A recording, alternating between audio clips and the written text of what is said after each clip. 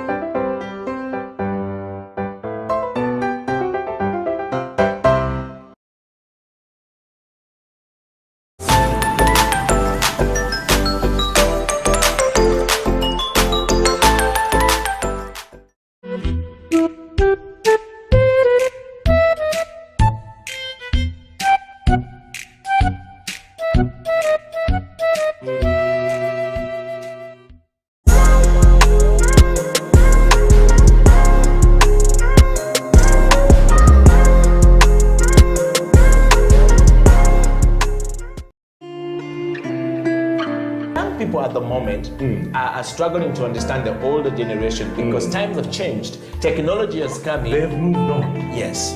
We're the ones sitting back and wondering, what is my child on to? TikTok has surpassed WhatsApp. The other one I call, I never call it Facebook, it's Bookface. Why are you on Bookface? Dad, it's Facebook. Yes.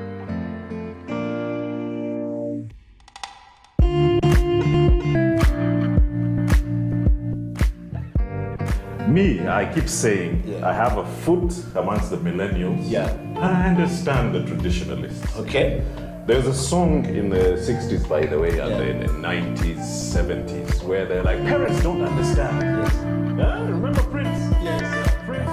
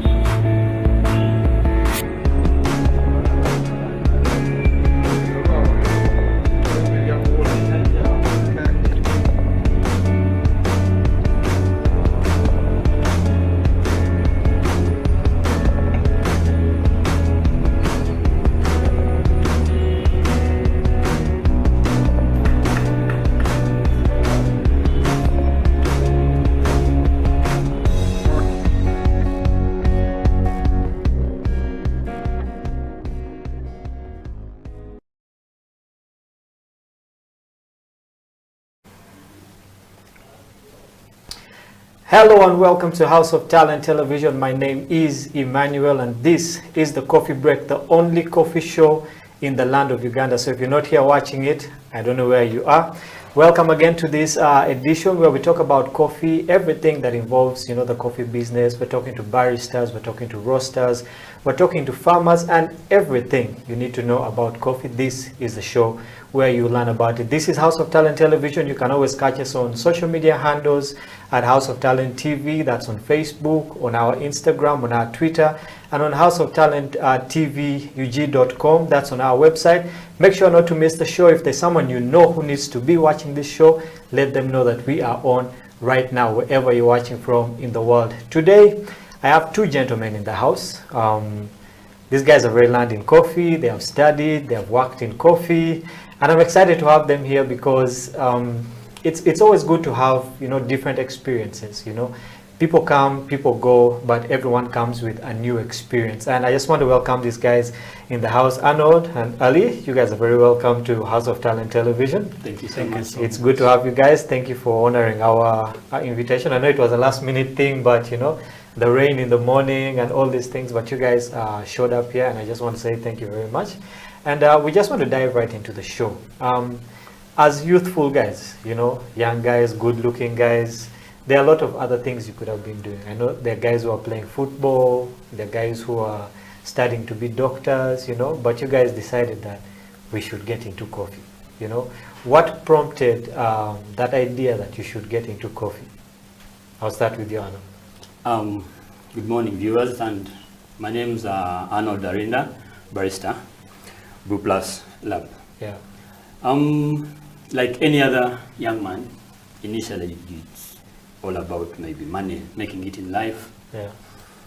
So my journey in coffee was initially making money.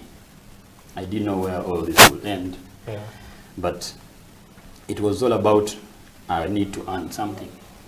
I remember back then I had just had my boy, so it was all about making money for them diapers, and that was it. that was the start of everything. But as the journey went on, it is so beautiful, and it's an adventure. It's something that you don't needs years and years of explanation of stories and telling how everything goes. Well, today we're going to have those stories. And Ali, how did you, I know that there's lockdown going on, so did you wake up one morning and say, you know what, instead of being bored at home, let me get into coffee? What's that story for you like?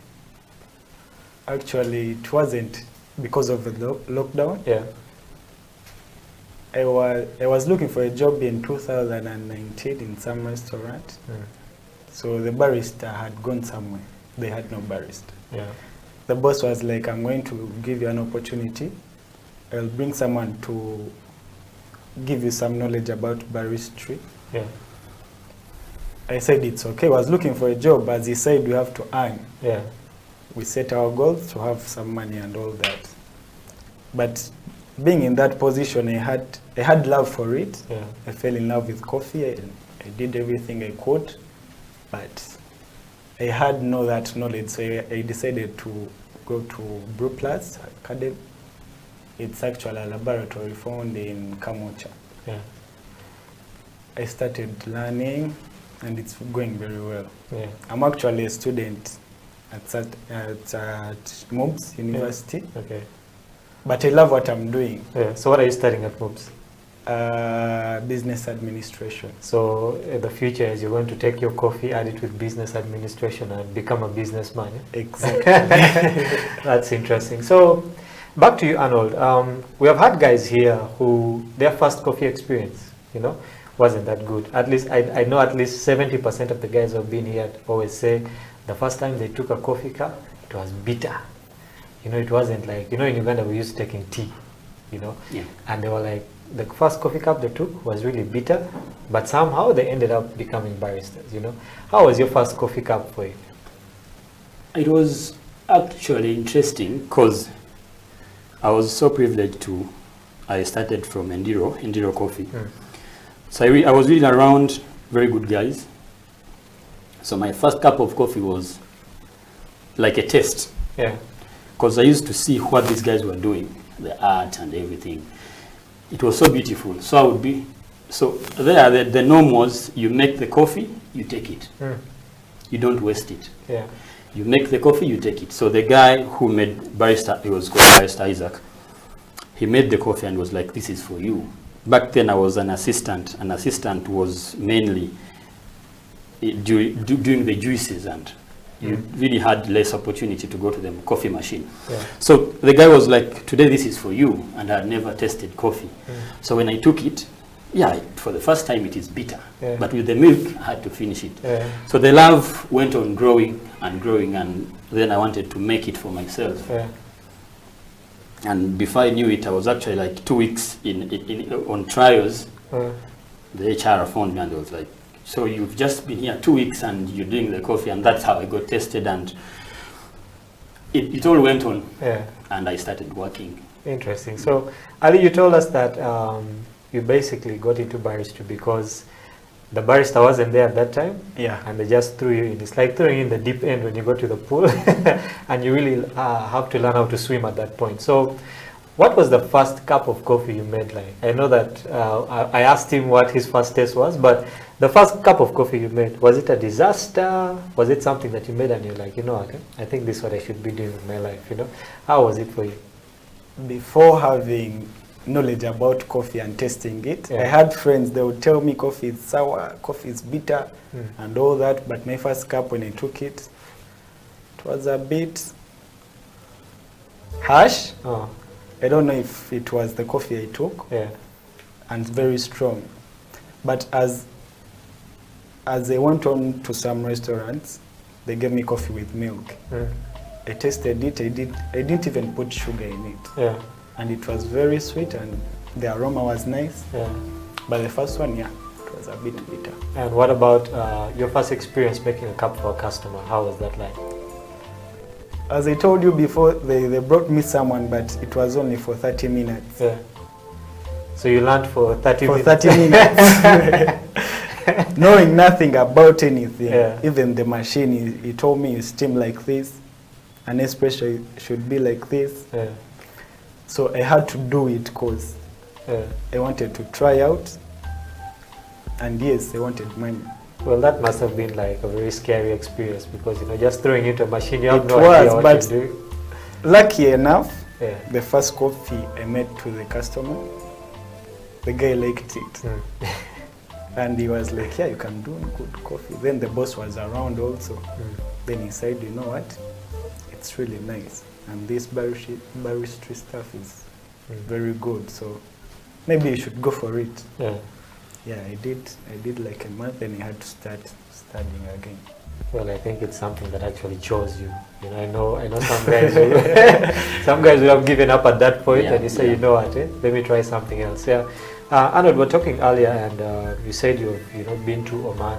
You've been to a country that no one has heard of. I was actually surprised to hear about that country. So, how was that transition from Uganda to Oman? I know a lot of guys have been to UAE. Most guys go to Dubai. You're the first guy on the show I've had who has, worked in Oman. There's a guy we had who worked in Kuwait. So how was the switch? How did you get from Uganda to Oman? And where did you end up next? And now you're back here to Uganda. How was that whole journey back to here? It all started from, there is a bar called Torino. I don't know if you know it. Yeah. So I had the guy I was working with. So he left. So when he left, we were in touch, but lessly, not like usually. So before I knew it, he was in Oman. And I didn't know he was in Oman. Like the first time I communicated to him was like, oh, I'm in Dubai, So after like a month, he tells me, you know what, these guys need a second barista where I am. And to cut the long story short, I joined him and we started working together. Yeah. Not I had experience, because like the people there love coffee. They take coffee from the household, like they take the local brew from the household. So they really love the coffee. So it was a good experience. And I worked there for a year. The business was not really moving smoothly, so they had to. So I was like, I had a baby, so I already missed home. So I told the guy, since the business is not really well, let me go take a break, and maybe when things normalize, I'll come back. Yeah. So when I got here, we were in touch with the boss. So he told me, he was like, things are still hard. We can't, bring you back soon. And I was like, I have to earn. So that's when I got the Somaliland deal. Yeah. Just like how you said, you've never heard of it. Yeah. When they told me you're going to Somaliland, I was like, what? Somalia or Somaliland? The guy was like, there are two different things, Somalia and Somaliland. So I went to Google and I had to look for search about it, and but simply, like I told you, by that time I had the love, because with coffee, it's like an addiction. You get the love is so intense. Like the more you don't take coffee, it keeps reminding you every day you need to take coffee. You need to take coffee. So I was sitting. But my mind was like, you need to get back to the machine. You need to get back to the machine. So when the deal came in, there was some good money. I was like, this is not the money I want. But then I need to go. So it is always a good experience. Yeah. And to learn more. Yeah. Somaliland was a different environment from Uganda, from Oman. So I really loved it, and it was fun. Yeah. Like it is always good to learn more, and it adds more value and to you as a barista. Yeah, that's very true. For those of you who are out there, just like you, when you hear the word Somaliland, there are two different countries. You have Somalia and Somaliland. So if you have your Google, Uncle Google, you can always go and check it out. I believe it's a country that, like you said, it has Somalians who went out and came back to stay in the country. Yeah. So it's kind of like how we have our Kisenyi here. Yeah, that's exactly. how it is that side. The locals are good, they're very peaceful people, but mostly the businesses are for the people who have been, who have made some money, and the locals also, but mostly there are those people who have been outside the country and just come back to set up some businesses. I think it's a country that we should actually visit. Yeah, very peaceful. Yeah, so Ali, he has had his experience. He has been to Oman, he has been to Somaliland. Okay, before we take a break, I'd just like to ask you, like many baristas, actually, they don't want to stay in Uganda. Yeah. Okay, so what is that dream destination you want to go to and work as a barista after you maybe finish your course? Or you could also want to maybe go to Masaka and improve the coffee there. So what's that destination that you would like to go to? Me personally, I would love to stay in the country. Okay. And instead of going to some place where they know coffee, I would love to educate people around so that we all both know coffee. And yes, if that opportunity comes of going abroad, I can take it. Yeah. Okay, so if you get that opportunity, which country would it be? I'll go to Arab Emirates. Arab Emirates, eh? Yeah. Well, ladies and gentlemen, we're going to take a break right now. In the house, we have Ali and Arnold. Arnold, who has been around the place letting us know about a new country, Somaliland, and Ali, who wants to stay in the country and actually teach people about coffee, which is a very good thing. We're going to take a break right now. Get your cup of coffee, get your pen and paper if you want to write down anything, and we'll be right back. This is House of Talent Television, the coffee break with me, Emmanuel.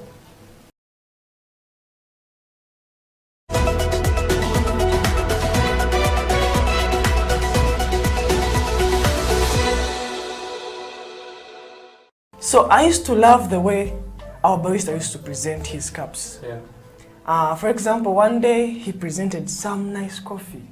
It was a cappuccino, very nice, presented. And I asked him, how do you make this? He said, you go to a school and study. Yeah. So I used to love the passion he had. So I said one day I should learn this. So I kept on serving his orders. But I found out that most of the orders were according to the way he was feeling. Baristas present their cups according to the way they are feeling, according to the mood. In case he left home when he's sad, he's not happy, you will see the results in the cup. But when you see something beautiful, just know he's so happy. Yeah. So the passion he had and the love he used to put in the cup really encouraged me to join the school. Not until I got to learn about Isaac at the Brew Plus. Yeah. Then I came with some of my friends, so we are now doing the course.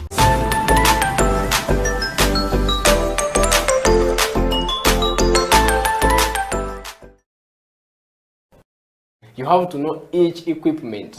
You have to know the brew ratio. Actually, the brew ratio is very important. The most important. Brew ratio now most people may not understand. It is the ratio of Water. The coffee powder to water, To water, and yes. the yield. Water in this article will bring us into the yield. If I put 10 grams of coffee into my portafilter, how much of it am I? water Exactly. do I need to add? So if you don't master the brew ratio, Yeah. oh, everything is going to turn out a mess. Yeah. You understand? Even if you know that knowledge and you don't master the brew ratio. Yeah.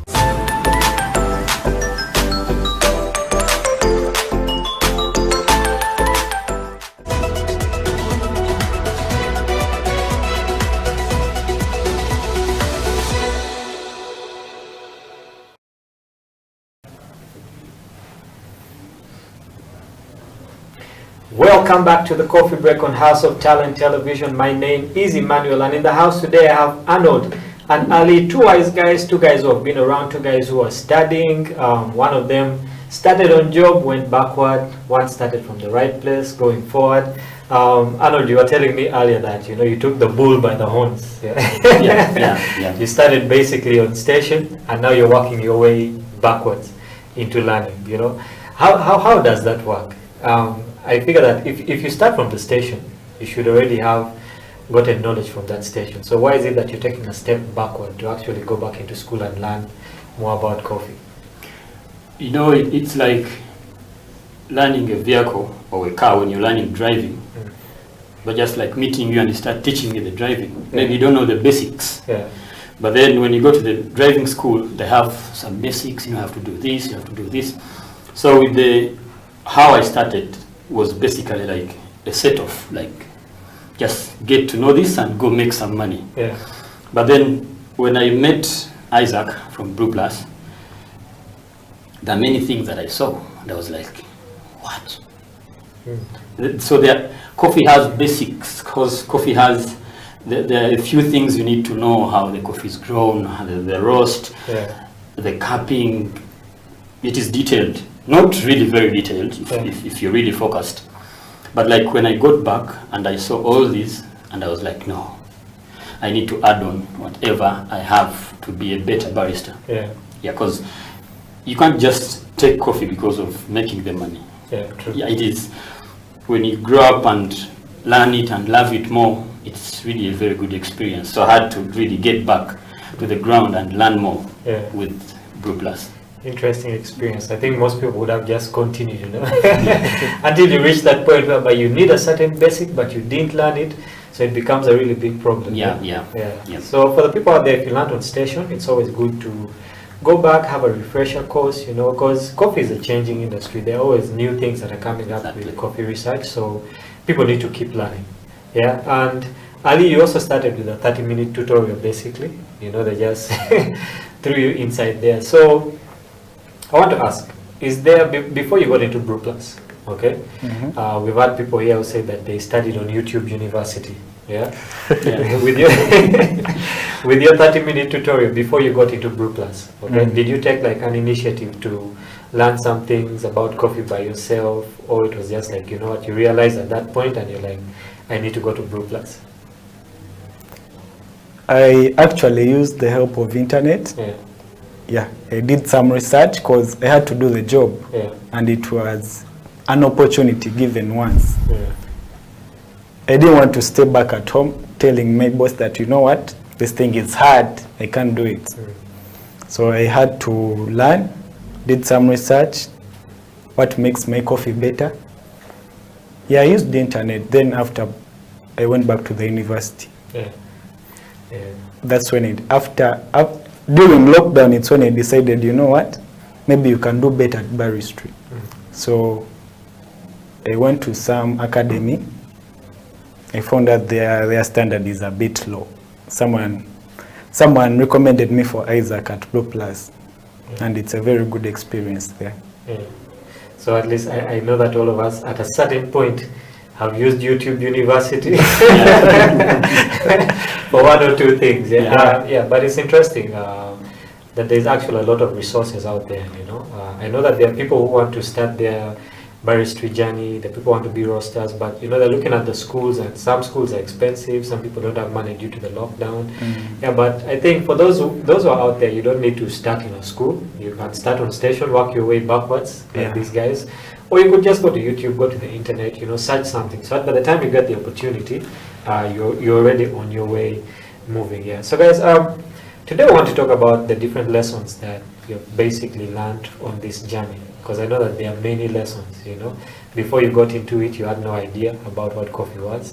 But now, standing and connecting the dots backward, you can actually see everything a bit more clearly. Yeah. So what are some of those lessons that you have learned, as a barista, as a student, as someone who has worked on station, basically to let the baristas out there know what your experience has been, and also those who want to get into coffee, to guide them into, getting into this business. Yeah, I'll start with you, Ali. The lessons learned, you get to know a lot about coffee. You fall in love with coffee. You get to know that it has nutrients, vitamins. It can help you when you're like lazy or low. It has that caffeine. You get to learn more about coffee and its importance. Not only because you want the job, but you appreciate coffee. Yeah. All right, interesting. Harold? Along the way, I think I will say I've learned to be humble. Like I told you, I was just an assistant who was just supposed to stand there and make the juice sound. Yeah. But because I was humble to these guys, to my leaders, they really saw something in me and they gave me an opportunity. Yeah. And then being eager to learn, for everyone who is out there, with the young men, every young man out there, you need to be eager to learn, because there are many opportunities there. I don't know, I've met Emma today, I don't know where we shall meet any other time. I will meet this person. So always be humble and be eager to learn.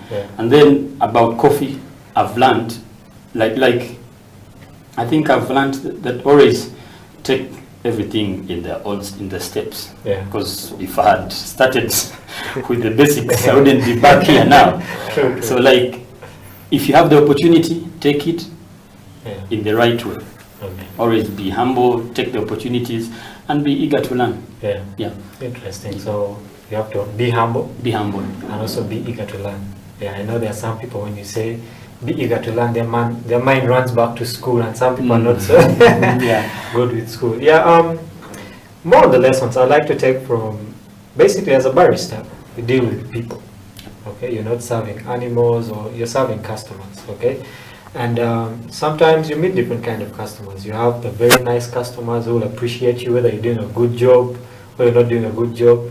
Then you have the harsh ones. You feel like you've made the best cup of coffee, but they are trashing that cup of coffee. They're telling you could have done better and all that.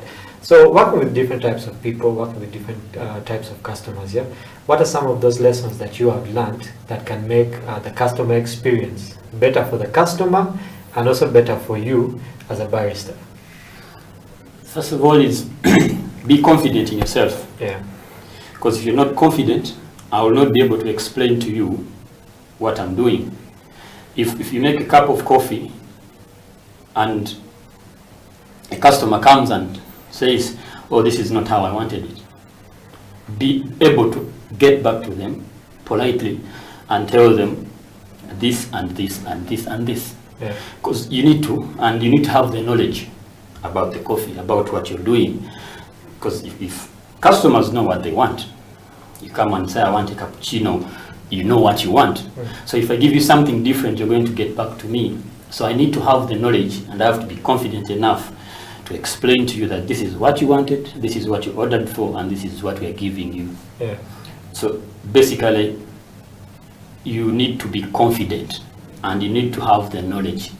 Like that's why I told you, I'm back now. I need to have the knowledge from zero, from one, so that when something comes up, you're able to explain to a customer. You're able to, because if someone goes today because of a mistake you've done, they may maybe not come back, and that will cost you as a barista, as a business at large. So you need to be confident and need to have the knowledge. And then you have, we always have our own issues going on in our lives. You always take that aside when, when you're facing a customer, like when you're working. That should be really out, because you can't get your stress. Everyone has their own stuff going on in their lives, so you need to, have to be composed and know how to approach and associate with the customers. Yeah. All right. Ali, anything to add on that? Yeah, like you've said, some are harsh, some are very sweet. Yeah. So there's a time that can come and you find out that maybe the coffee was delayed in service or something, Yeah. and the guy wants it warm or hot. You don't give back to the customer. Our main goal is to maintain the customers we have, Yeah. so that we can get other customers, new ones, but Yeah. maintaining those we have. So you should be problem solving. As a barista, you should be patient, Yeah. you should know your work, you should create a very good environment. Yeah. Okay, interesting. So that's the side of the customers, yeah. But we have the side of the bosses. Some bosses are horrible. Some bosses will want to make you quit the next moment, yeah. But some bosses will always encourage you, yeah. So what are some of those lessons that you have learned from your bosses, whether good or bad bosses, yeah? What are some of those lessons that you have learned from bosses, and are there some things that bosses need to improve on? Yeah. Yeah, you know, as a barista, when you're on the shift, Yeah. like I said, you need to have the knowledge. And then to the boss, you need to show them that you have the knowledge. They have to trust in you. They have to trust in what you give to them. So a boss always knows that they know, however much they hired you, Yeah. but they know. So it sometimes you have to lower your ego down, Yeah. and let them know that, work together with them, because they know. They think they know Yeah. what you know. So you really have to go down and tell them, you know what, this and this and this is how we do it. Yeah. This is how we do it. I know you have your own way, you know it, but we can, incorporate it together and we can work it out this way. Because there are bosses who are horrible, like you say. Like, you come and shout at you, you will this and this, but, you need to, like I said, you need to be humble. You need to know how to handle situations. Otherwise, you can't make it. If you're that high-tempered, you will not make it.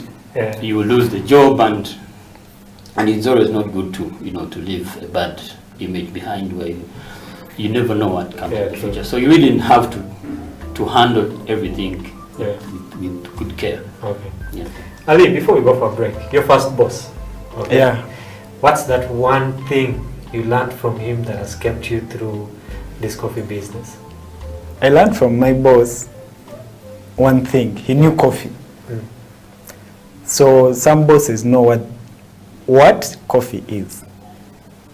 And he was a very nice guy. He knew that he didn't know the job, Yeah. but he made me feel like, yeah, I can do better. But if it was another person, then I would say maybe you need to be patient and humble, as he said. Yeah. You should know that you don't know this thing, but are you willing to learn? Or you are a quitter, you should quit. Yeah. So you should be problem solving, patient, and knowing what you want. Yeah. Maybe others need to be taught. They may know, but they don't know everything about something. Yeah. You can teach him and you'll be like, I did this because of this and this. Yeah. Yeah, that's Alright. it. So when it comes to working, there's basically both sides, and actually 3 sides. The baristas are caught right in the middle. You have the side of the boss, okay, you have the barista, and then you have the customer.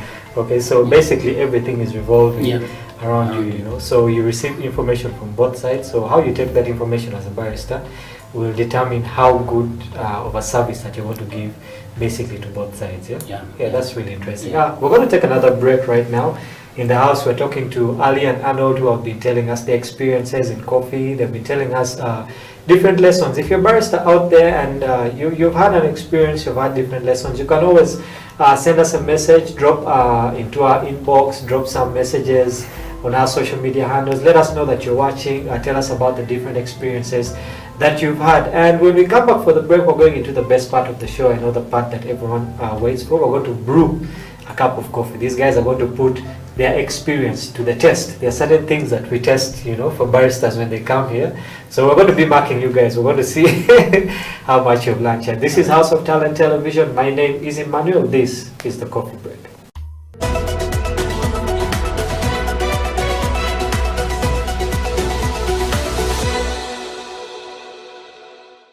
So I used to love the way our barista used to present his cups. For example, one day he presented some nice coffee. It was a cappuccino, very nice, presented. And I asked him, how do you make this? He said, you go to a school and study. So I used to love the passion he had. So I said one day I should learn this. So I kept on serving his orders. But I found out that most of the orders were according to the way he was feeling. Baristas present their cups according to the way they are feeling, according to the mood. In case he left home when he's sad, he's not happy, you will see the results in the cup. But when you see something beautiful, just know he's so happy. So the passion he had and the love he used to put in the cup really encouraged me to join the school. Not until I got to learn about Isaac at the Brew Plus. Then I came with some of my friends, so we are now doing that course.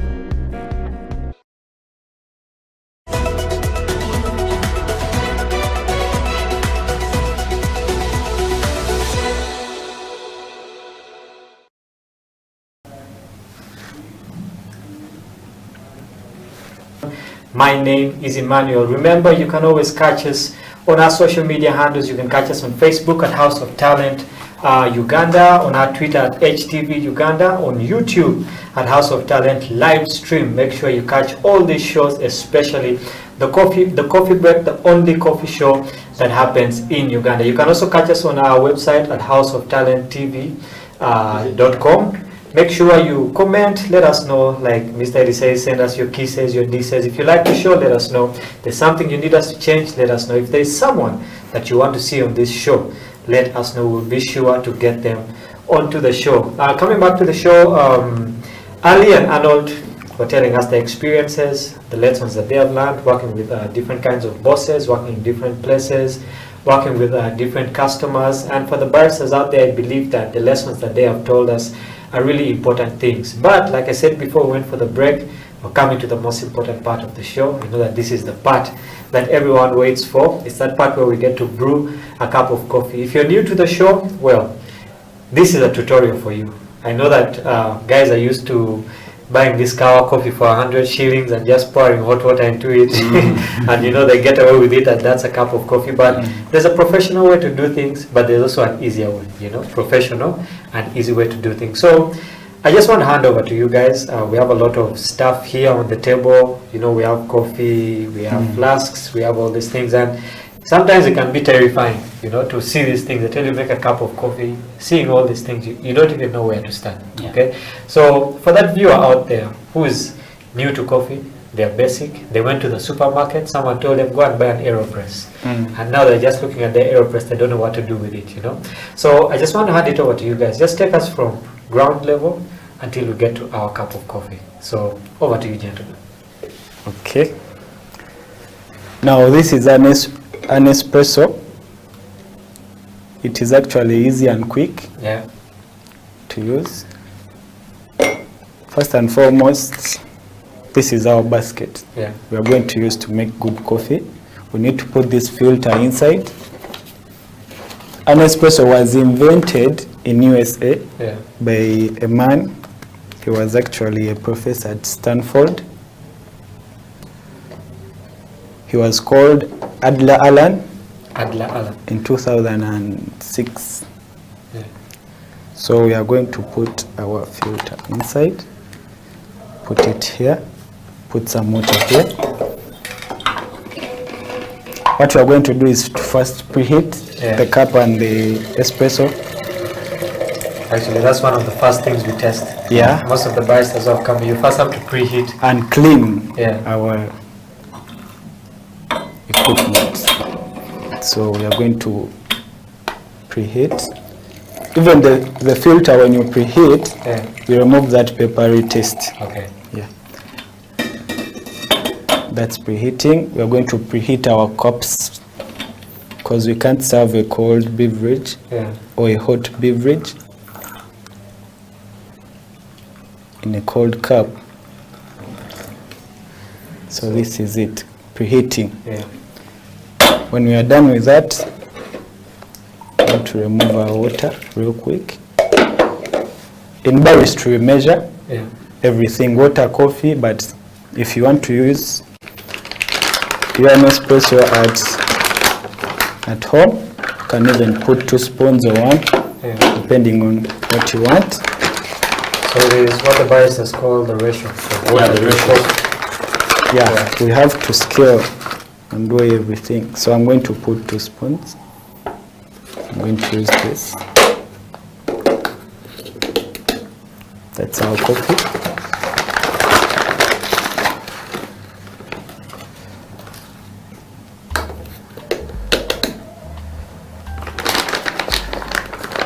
So if I was to go to the supermarket to buy like an AeroPress like this, you know, how much would it cost me? How much would it go for?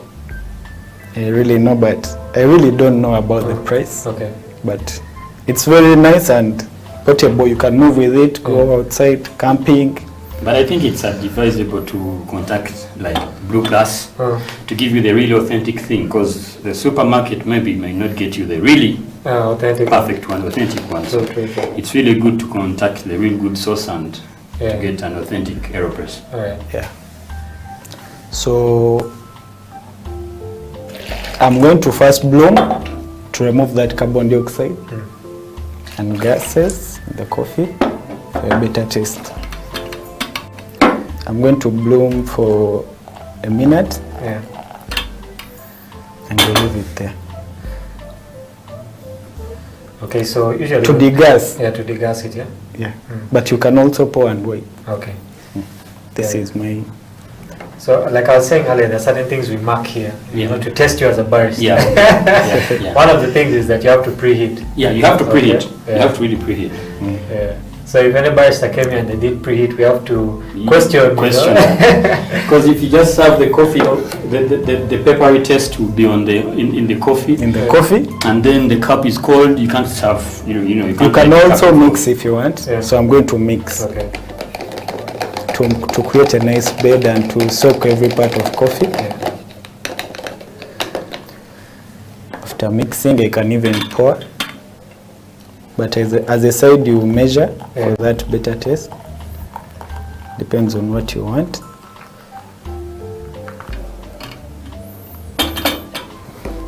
I'm going to remove this. Or maybe someone out there, they may think you just pour. It is just because of time we were not able to measure. But normally, this is always on a scale. There is a certain amount of the ratio of water to the coffee. So that is all done. But because of time, we can, we cannot do all that. So I'm going to wait for 1 minute, Okay. and our coffee will be ready. Okay, so as we wait for our minute to get over, there's this idea that the coffee business or the coffee industry right now, especially baristry, is so dominated by the male figures. It's a men's thing. I've met about 2 to 3 female baristas. The bigger number that I've met are actually men. Okay, so why is that so? Ladies afraid of getting into baristry? Is it something looked at as uncool? What do you guys think? Why is it that it's hard for ladies to get involved? I think generally it's like the hard work. We women are the donkeys and all the stuff. So I really think the ladies sometimes they do shy away from the hard work, and maybe some ladies are not comfortable with the too much exposure from some of them are scared of the customers shouting at them, such stuff. But there are some really good brave ladies who have come out to get into the business, and I think because just that the business is growing in Uganda, that's why we the men are the first to take the opportunities. So then you see the ladies are picking up slowly. And maybe like locally you may find someone who finds it difficult to employ a lady because of the loads of work always on the shifts, so they may feel like the lady is not really up to it like how a man can be. Okay. But there are really good ones who are coming up, and like you said, a few of them are coming up. I'm going to plunge. Okay. You plunge like this.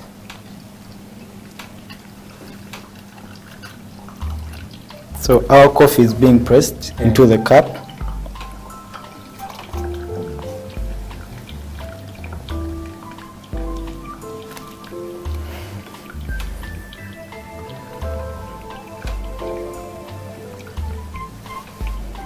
So I think for some of these processes, you really need to work on your arm strength.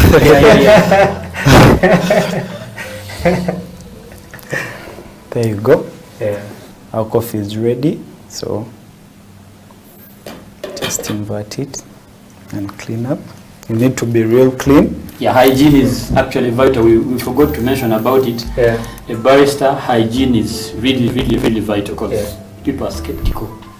They will see you with your dirty hands. They will, Exactly. So hygiene as a barista is very important. So very our coffee is ready. Yeah. And it's Okay, if you are following us from home, I hope that you have got the same result.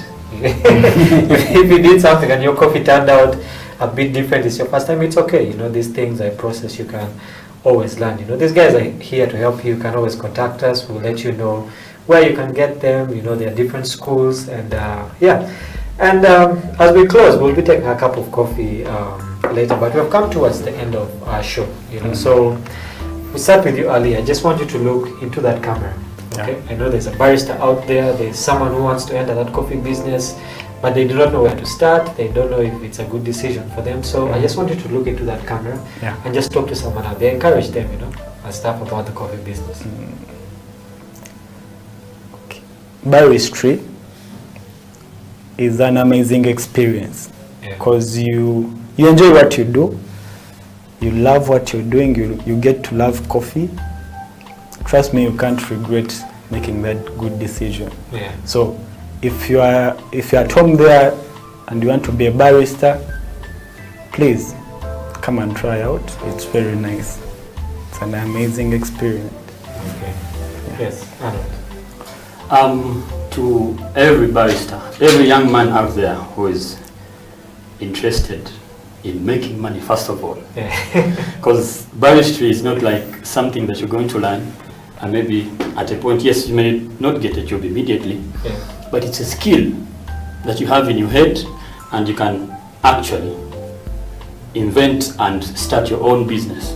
That's the beauty about it. Like, the more you get exposure, the more knowledge you get from different places. So for any barista out there, any young man out there who is really lacking, and they feel like, should I try it?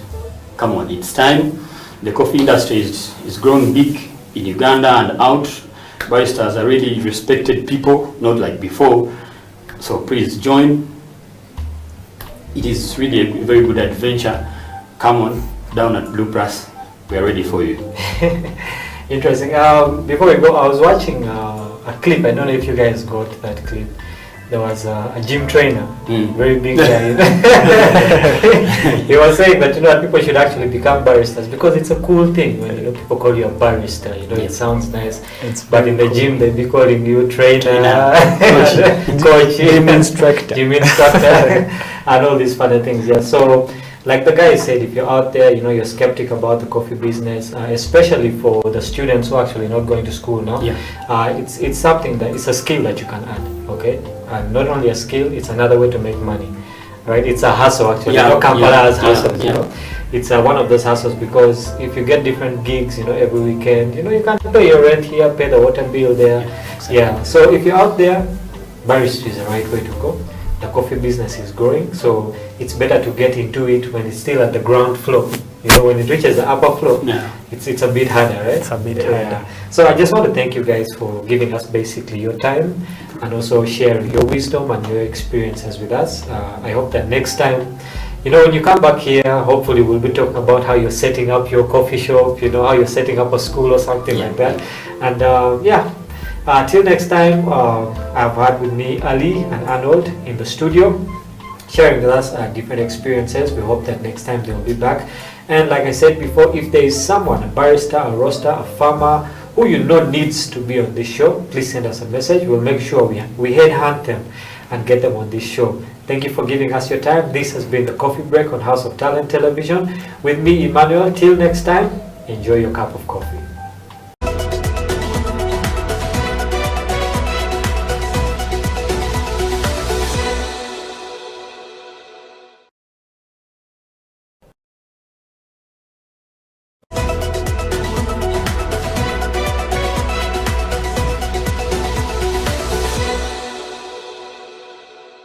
So I used to love the way our barista used to present his cups. For example, one day he presented some nice coffee. It was a cappuccino, very nice, presented. And I asked him, how do you make this? He said, you go to a school and study. So I used to love the passion he had. So I said one day I should learn this. So I kept on serving his orders. But I found out that most of the orders were according to the way he was feeling. Baristas present their cups according to the way they are feeling, according to the mood. In case he left home when he's sad, he's not happy, you will see the results in the cup. But when you see something beautiful, just know he's so happy.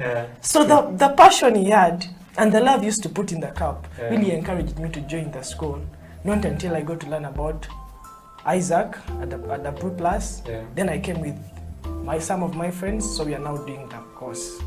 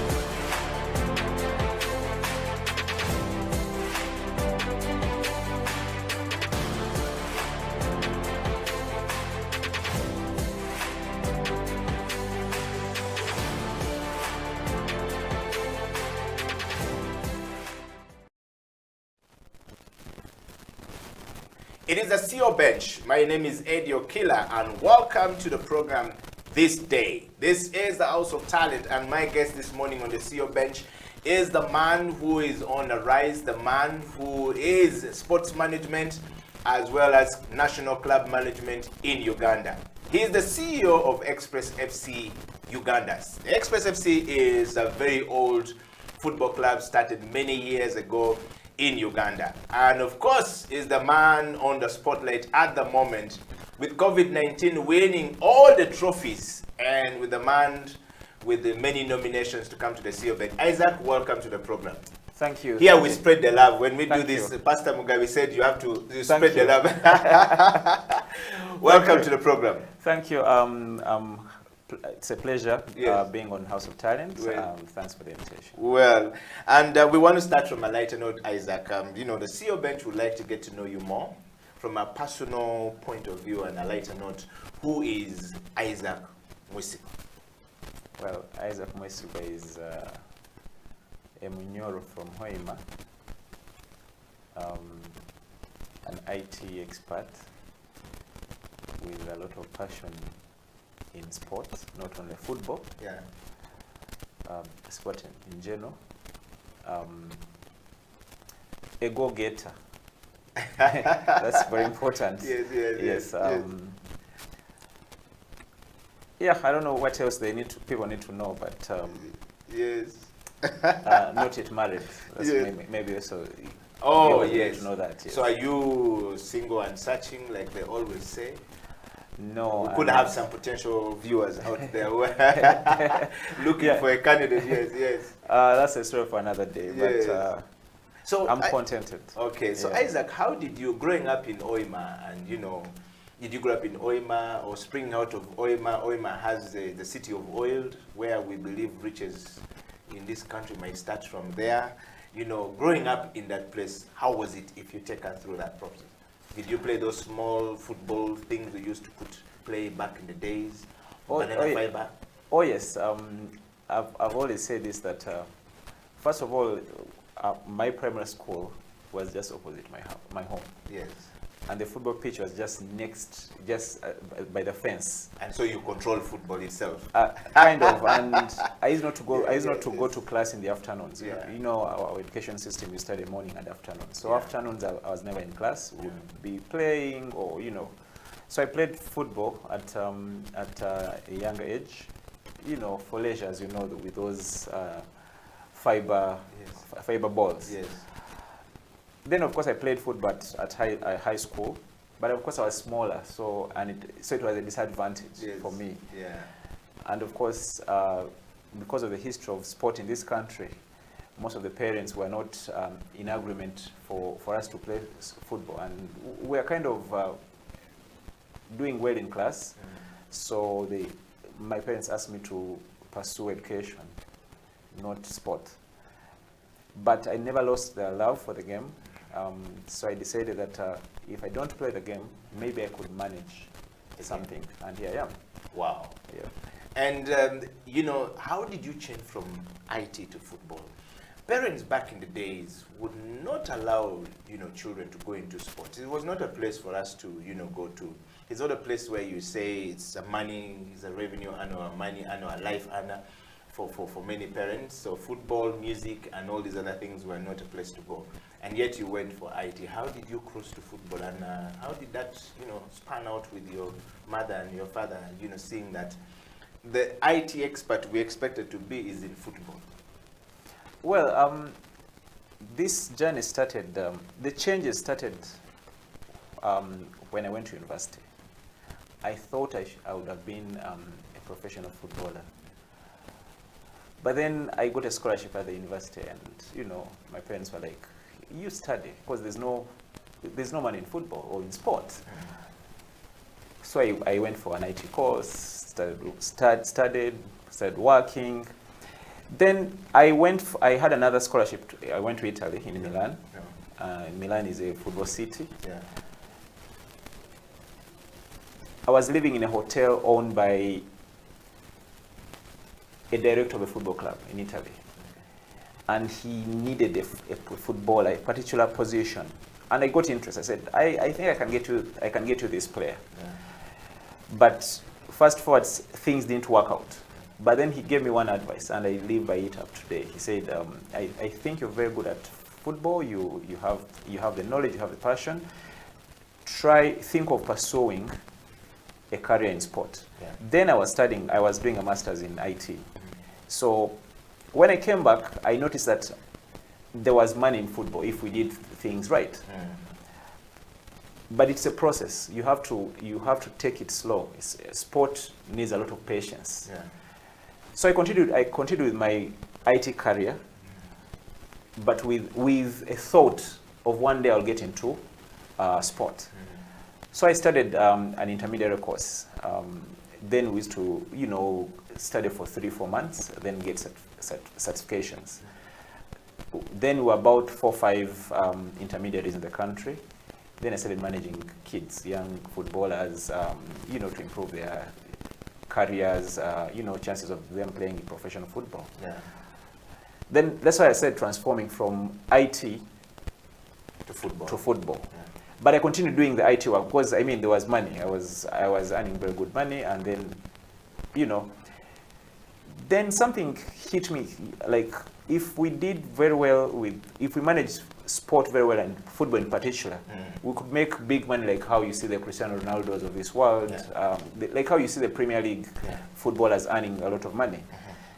So I took a gamble and said, okay, let me first give 20% to IT and give 80% to football. And here I am.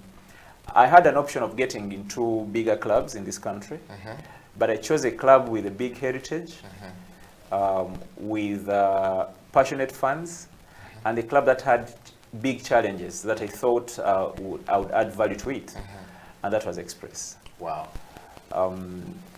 We got, myself and my team, we got into Express at, I would say, at its lowest. Then they had finished 9th in the league. They survived relegation maybe because of the COVID, the lockdown. Yeah.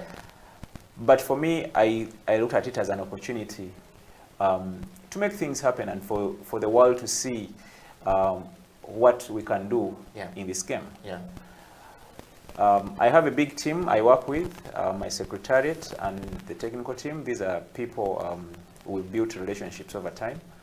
And I credit whatever we've done to them because they kind of do the dirty work. Okay. Yeah. Isaac, talking of this, is listening to your story, it's a fascinating story to, move from IT, crossing through, talent development in kids, and, moving to where you are today. It's been a fantastic and illustrious journey right there. I want to take you back straight to, a few things about football. Sports in the country is not looked at as a lucrative venture. And yet you are living where you would be paid good money, you would be earning a living worth, the studies that you have done. We've had an IT expert on this show a few weeks ago, and he was telling us, how IT is the next big thing, how IT is the next level where we're going, and everything else will need to be, focused to IT. You left IT and went into football. Football is not looked at as, or sports in general, in Uganda or in Africa, is not looked at as a lucrative place to be. What informed your decision? I think first it's a bad perception. Football, sport, is a lucrative business all over the world. And with the current global pandemic, it could be the biggest business. Yes. Because it's entertainment. Sport and entertainment go together. Yeah. You look at the sport economy in Europe or England, for example. All of us over the weekend we are glued on TVs watching the Cristiano Ronaldos of this world. Yeah. Ronaldo, the other day, in 24 hours, he sold shirts worth £184 million. It's the way we manage our sport in this country that make the sport look unlucrative, but it is a lucrative sport. there are people who have earned a living out of the game, even in Africa. So it starts with us to do things right so that we can make the sport better. What made my decision to move from IT to football, it was easy, passion. I have the passion, and I'm a believer of doing things the right way to earn from them. Besides I have the IT qualifications. Nobody can take that away. But I had a challenge ahead of me, showing people that you can turn something into gold, like how we have turned Express today from how they were to Eastern Central champions and Ugandan champions in a short spell.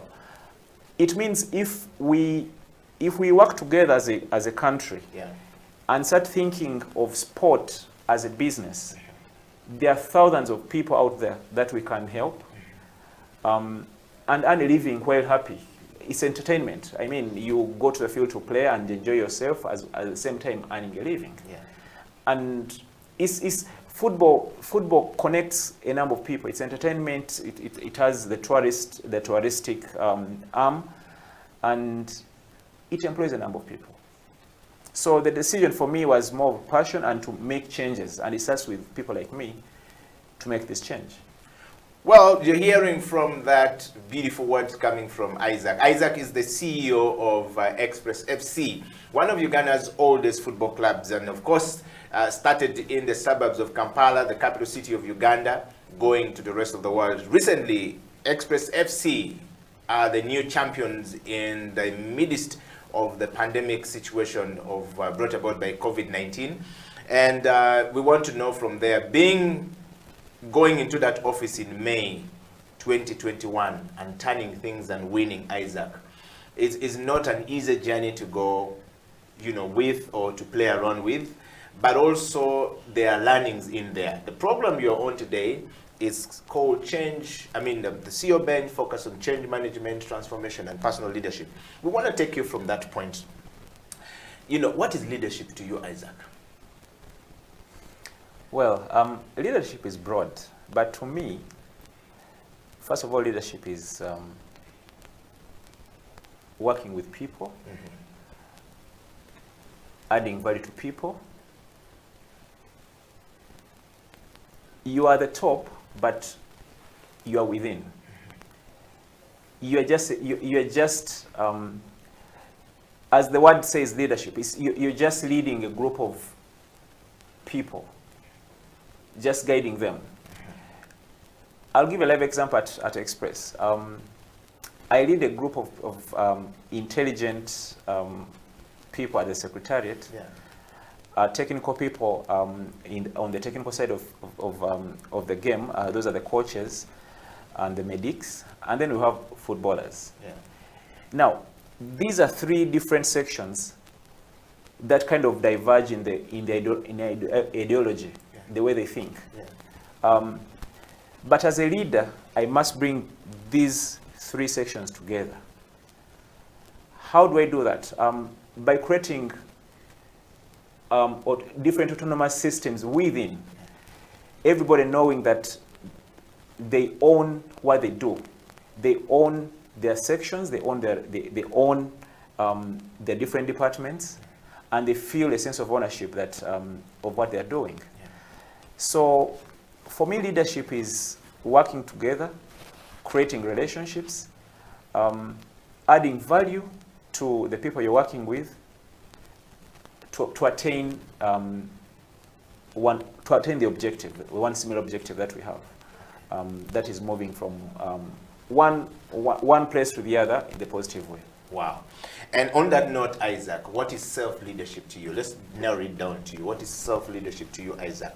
All the way from Masindi, all the way from Oima, all the way from the Bunyoro land to Kampala and to Milan, all of that requires that you lead self. What is self-leadership to you, and how were you able to do it? Well, first of all, self-leadership. With self-leadership, you first need to know yourself. You first need to know who you are. You need to know you need to know the inner self of yourself, as the word says itself. But you need to understand that you also need to know your interests as a person and know that, okay, if in this is how this is what I want as a person. Yeah. And so for me, self-leadership also requires control. You need to control certain things and take decisions based on how you feel. As you said earlier, changing from one profession to the other required a bit of soul searching and taking a decision. If I didn't have self-control or self-leadership, I would have, after 3 months at Express, I would have moved back to IT because IT was a comfort zone for me. I know what I'm doing, I'm earning good money. Yeah. But I moved to this other side with so many challenges, with so many unknowns ahead of me, but persevered. So for me, I believe that it had to do with self-leadership. Okay. And on that note, Isaac, are you a leader? You know, this thing we're talking about leadership. And we need to know whether, Isaac, are you a leader and what kind of a leader are you? Because there's somebody out there who is wondering, who is stuck and does not know how to lead self or to pick self. Even the definition of leadership to them is totally skewed. It is skewed to politics, that he will seek votes and become elected as a leader, or as a politician is a leader. But yet your definition of leadership here is absolutely different. It's more relatable, it's something I can take home, it's something I can bank on. So we want to know from you, Isaac, are you a leader? If yes, what kind of a leader are you at Express FC? Well, first of all, I lead a group of about 70 people. Yeah. All of them will not have the same answer if you ask them the kind of leader I am. But again, it takes an individual to understand the other, to know who that person is. As I'll tell you, I'm a leader, but I'm a team player. By leading, it means that I represent, it's just a representation. But in the day-to-day operations of Express, I'm part of the team. If you walk into my office, several times you've been at my office, you wouldn't know that I'm the leader. You'd actually, several times people come to the office and they ask, who is the CEO? Yet I'm seated there. So sometimes we misinterpret leadership as sitting at the top and giving orders. Leadership is just giving direction, okay? Giving direction and people knowing that there's this go-to person in case we need to take a decision. Yeah. And that is basically my role. I just give direction, my people just walk into my zone and, you know, ask for my opinion. And I tell them this can work, or this will not work, or, you know. For me, that's what I think has propelled us to where we are. And as a leader, I tend to create relationships with my people so that they don't feel there's the boss subordinate kind of feeling. Yeah. We are a colleague. We are colleagues. At work, we are colleagues. The leadership bit comes into play while signing documents. I think for me that's where the leadership bit comes in. But at the same time, they also know that they have the head of the club, and that's me. Yes. Well, you've heard it from Isaac there. If you're looking forward to knowing who you are and what kind of a leader he's the CEO of Express FC.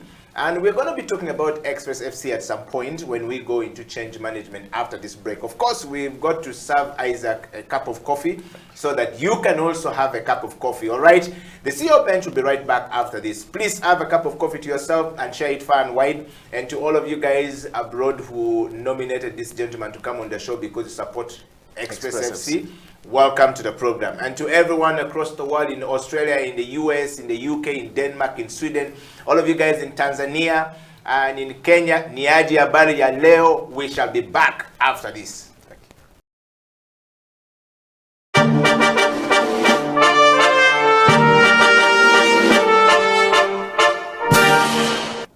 How did you, as a child, if you visibly remember, what did you want to be in life? Well, if I go back, I think I looked at two things as a child. I thought about, I looked up to the skies and I'd see the stars and, see the airplanes flying over. And as I was there, with my dad, looking after the cows, or with my grandma going fishing, or with my grandpa farming, I'd look up and go, wow, what are those things up there? And then someone told me, that's a space station. Go, okay, interesting. And what else is up there? Well, those are stars, and those are airplanes. I thought, well, it would be great, to figure out how those things work. Yes. And so I guess that was one interesting, passion of mine as a little kid. Figuring out how aerospace vehicles work, and I guess that wasn't, something which excited me a lot. Wow. You said the two things. So how did you end up there? You were fishing with your grandmother, you mentioned, and farming with your father, and grazing with your grandfather. Why were you not able to pick one of these from these, three different distinct people, and then you ended up in the things that are up in the sky with all this interest? What was the motivation like? Was somebody an aerospace engineer? Was somebody thinking about the things up, or it just came to you? It's, back then, we didn't have Wi-Fi. We didn't have mobile phones. We didn't even have phones, Yes. or television. We just had nature, Yeah. and that was great, and we had stories around the campfire, around the hearth every evening. Yeah. We'd sit down and talk to each other. We lived quite close to national parks, so every now and again a lion would hop over and grab a cow and go and have supper as well. So we shared with the lion. So it was being at one with nature. But what was important in all that was allowing one's mind to imagine, allowing one's mind to run, to fly, to really go as far as one's mind could possibly go. Yeah. And if I think of looking at things from the space going down, I could still look down and figure out what's going on the fishing side. I could look at what's going on the farming side. I could look at what's going on the grazing side, because when you're up there, you can see everything. Yeah. But it also helps you appreciate how special the earth is. Yeah. And yeah, so that's I'm most grateful for that natural environment, that any kid in a rural village in Uganda or any other part of Africa right now has that, where you see every star. And I believe there is something special about that.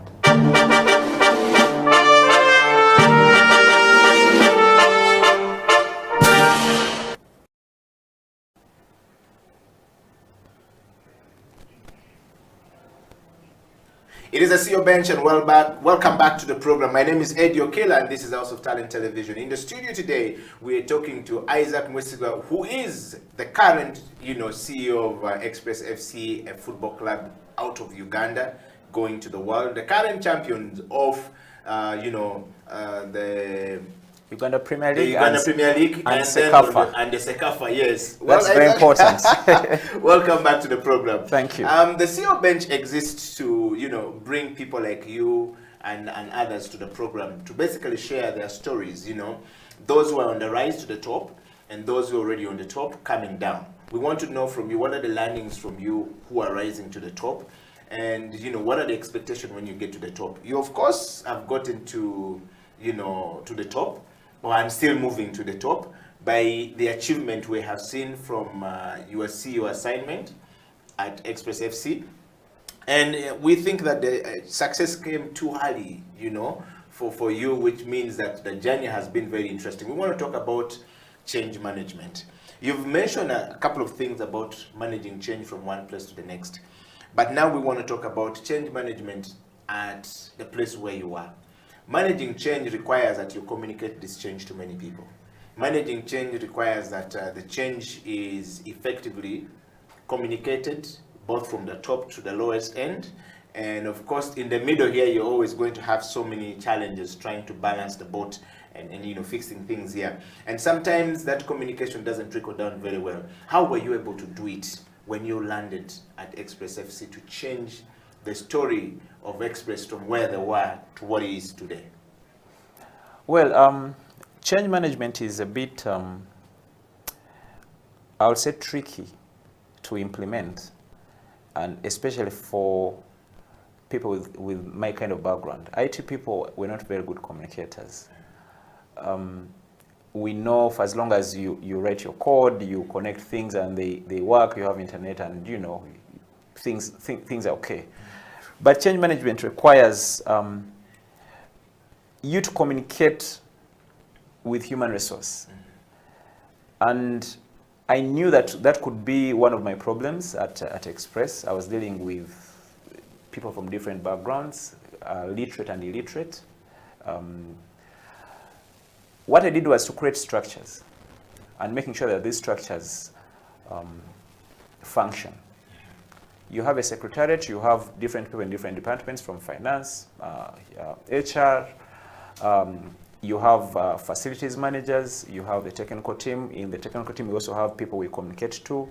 You have player leaders, and you have the communications department. You make sure that these different departments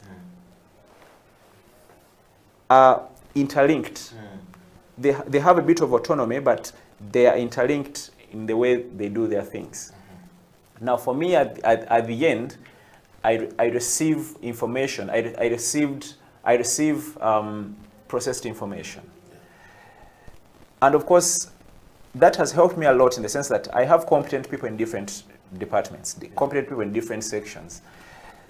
And because of that, it has relieved me of the burden of making sure that I have to go from top to bottom in terms of communication. These people do the communication, and my work is to supervise, or my work is to communicate with the leaders of the different departments. Yeah. So for me, the most important thing was the structures being in place and making sure that these structures function, and most importantly, having competent people in these structures and having a good communication channel among them. Isaac, talking of it, do you think that these changes were always and effectively communicated to the lowest end?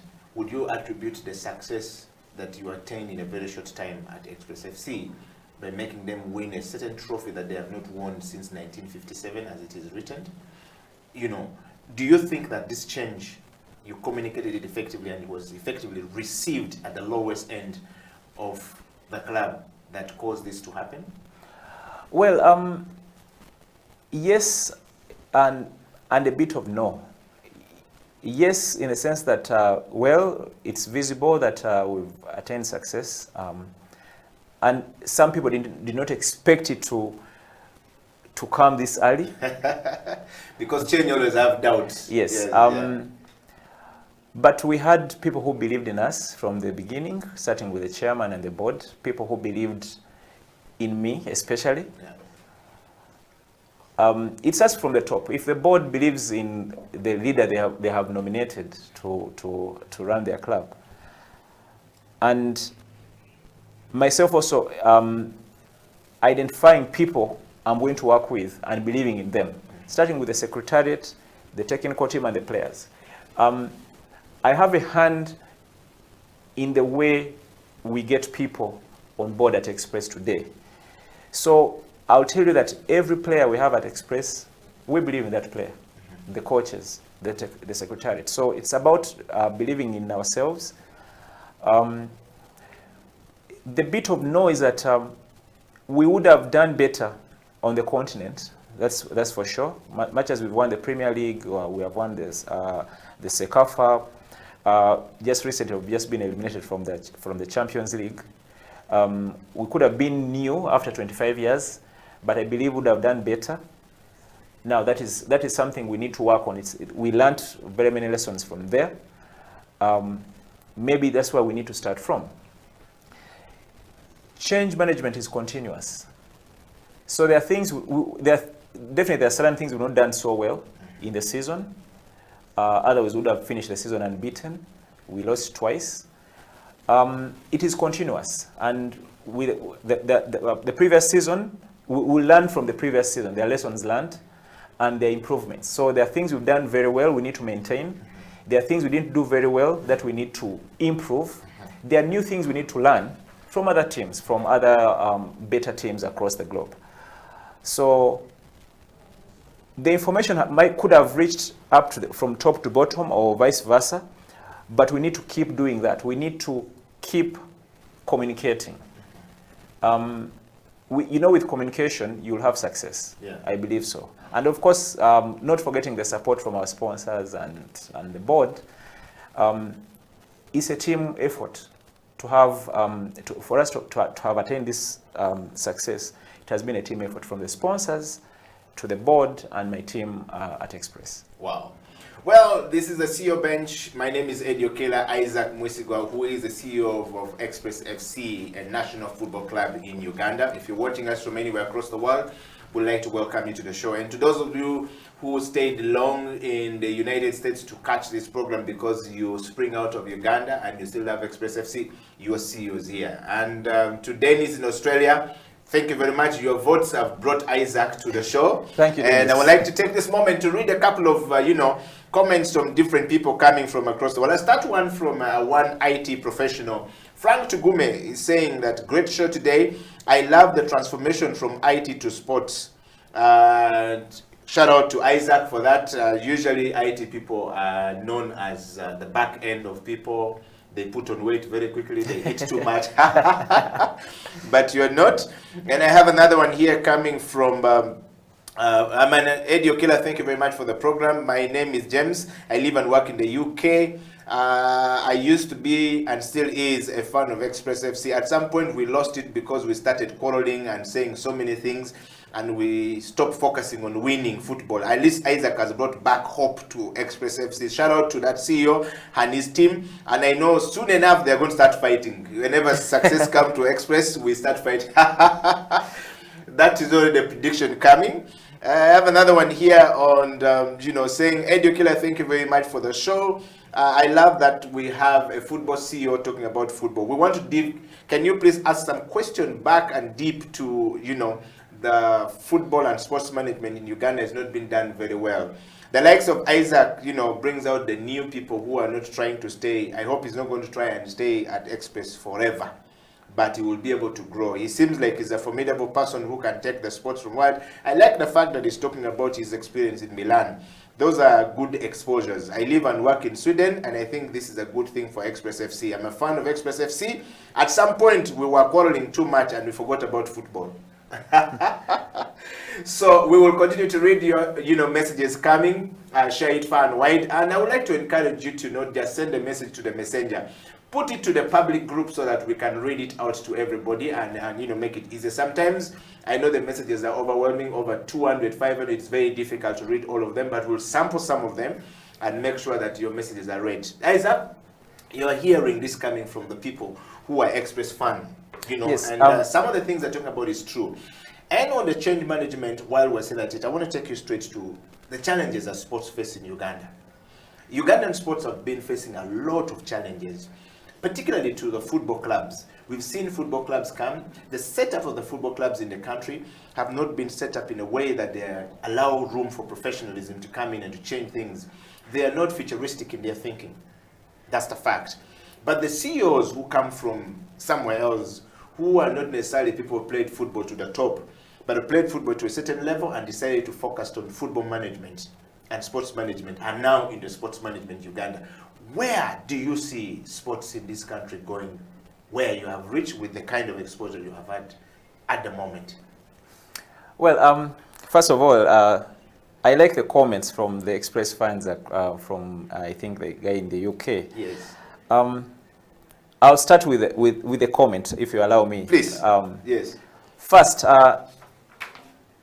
if you remember, I think I was on this show last year, and somebody asked me how am I going to handle the riotous situation at Express. The fans, they are violent and things like that, and my answer was simple: let us win.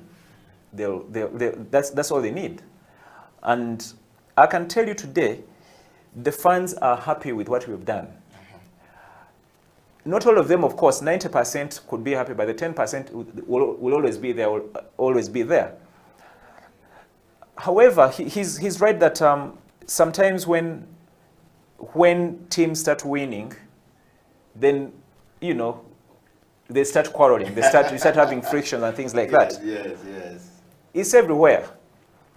However, at Express, we've managed to solve some of these problems by communicating to these fans, letting them know that this is their club.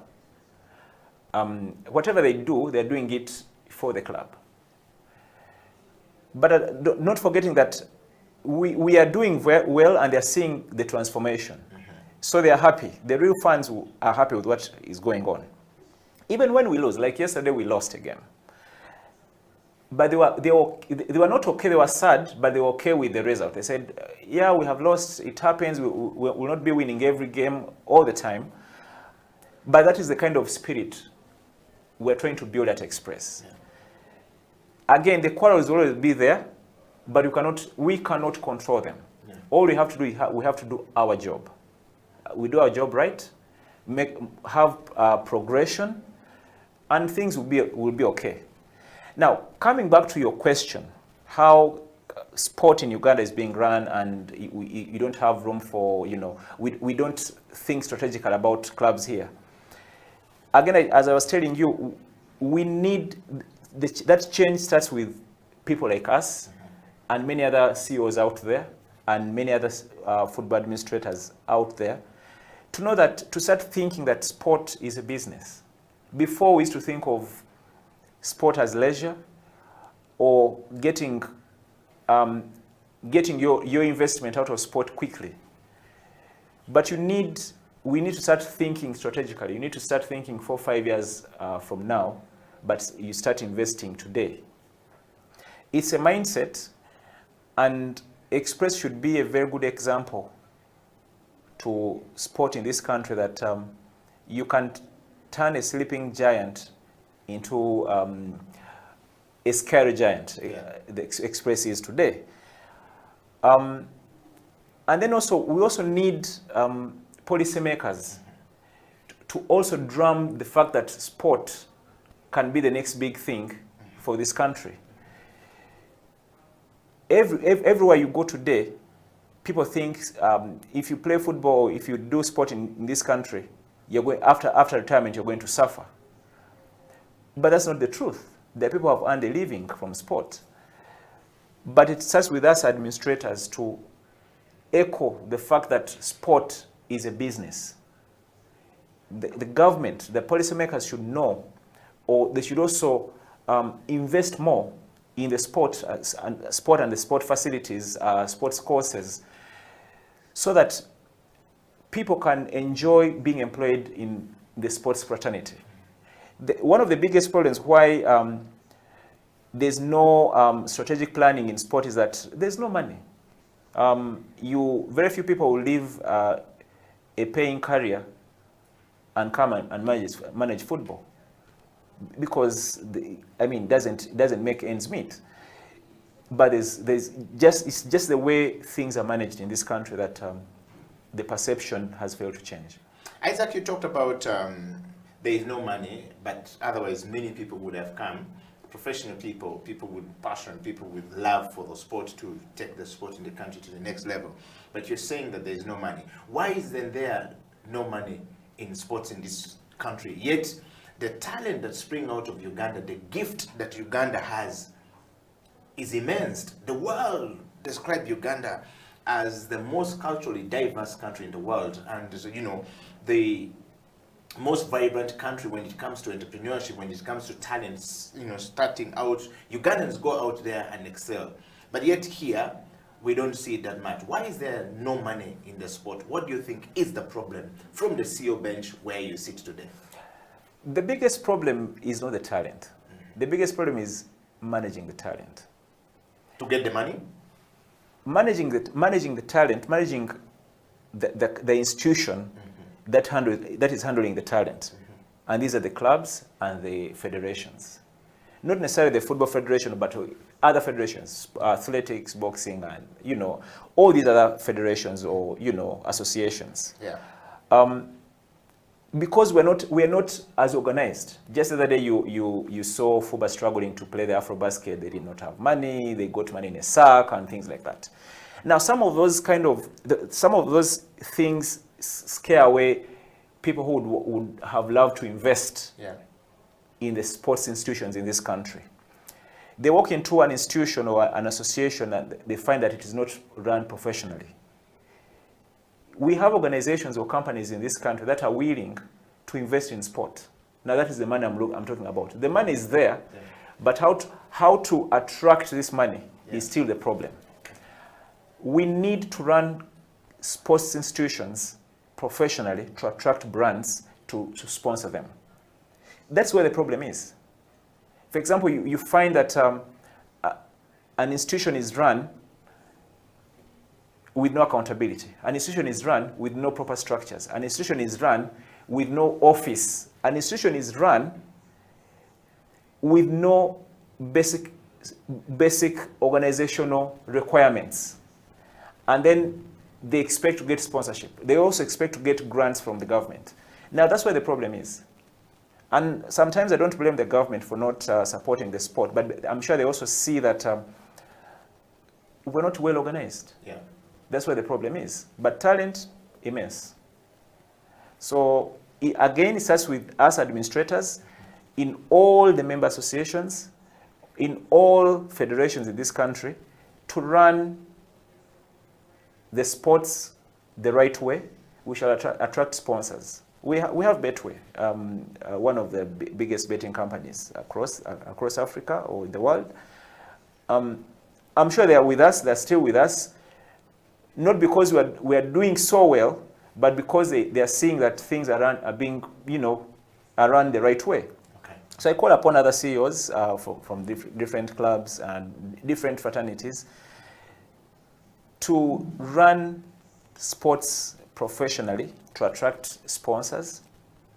I mean, we have multinational companies in this country that are willing to do CSR, to sponsor and finance companies, to finance clubs, football clubs and sports clubs. But because they are skeptical, they're not sure if they will have return on investment of their funds. And then also this goes to the funds. Rioting does not hurt the club. Rioting does not hurt the owners of these clubs, but it hurts the club and the brand. That is the brand of the club.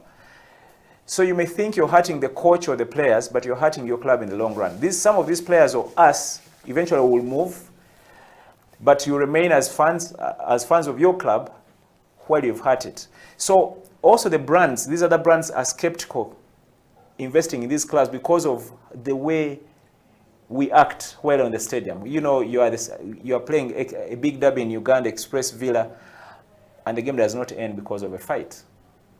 That's how companies like Nile Special left football in this country. MTN left football in this country because of this kind of brand damage. Yeah.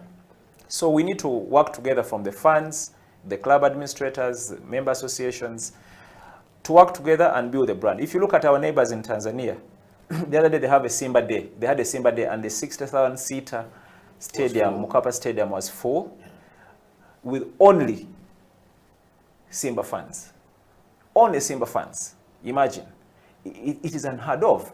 But sportingly, we're a better nation compared to Tanzania. Wow. Well, we are talking to Isaac and you on the CEO bench today. What a beautiful show on this day. We are, talking about CEO, management, leadership, change management, transformation at the football level. And of course, Isaac is the CEO of Express FC and sharing his, learnings from there and what needs to be done, where, when, and how. But I want to take you straight to some of the comments here, Isaac, that is coming from some of the fans. I want to just sample the comments as and when they come in. I want Frank Tigume, who is a CEO, is basically watching the show, says, "Whoa, easy was it to transform the club?" Well, I think it was for him, but how easy was the change, having worked a long way to IT? How easy was that change? Since you worked in the IT, was it easier? I think that's what Frank is saying. How easy was the change, having worked a long way to IT? That's the question. Well, the change, for me in particular, it was easy because, as I told you at the beginning of this show, that I had always wanted to be a footballer. Yeah. Then, because of circumstances, I went into IT. Good enough, I could manage the IT business.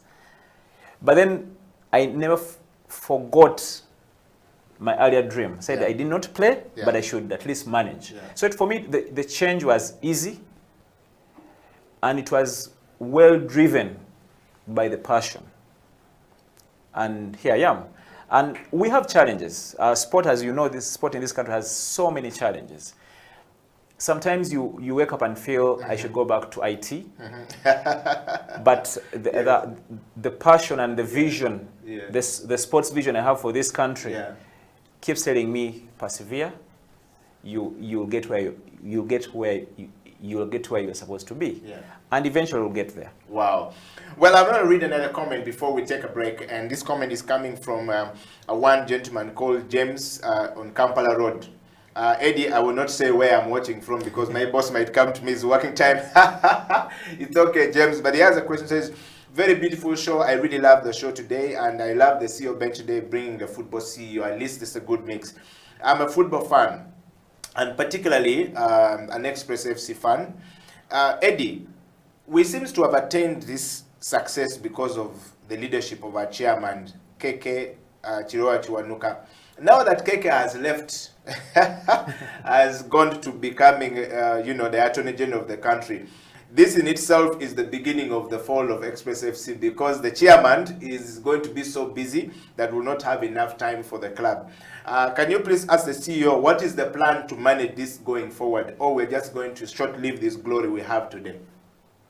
Is your chairman leaving the club? First of all, I'd like to make this clear. Yes, yes. That the chairman is going nowhere. Yeah. And the chairman does not run the club. The chairman just gives a vision, advice, and give strategic direction. Wherever he is, he'll still do what he has been doing. And if you know the history of Express, the chairman is bred and born Express. So the chairman is here to stay. And again, the chairman has set up institutions, has set up a conveyor belt of making sure that there is continuity of the club. Yeah. And we're working hand in hand to make sure that we attract sponsors so that this club can become financially independent. Yeah. In a sense that even if the chairman is busy, is not around, or is not physically or is not financially supportive, the club would have built a brand of its own to attract sponsors. Today we have a number of sponsors amidst the issues or amidst the issues that we have. Yeah. We have Betway, we have Ghana Land Board, we have MSL, we have Special, and many more are coming. Not because we are doing so well, but because they are seeing a level of professionalism exhibited at Express. Okay. So let our fan not worry. Yes. our lovely chairman is here to stay. Wow. Okay, we're going to answer one more question before we go. I love that we're engaging with the fans today.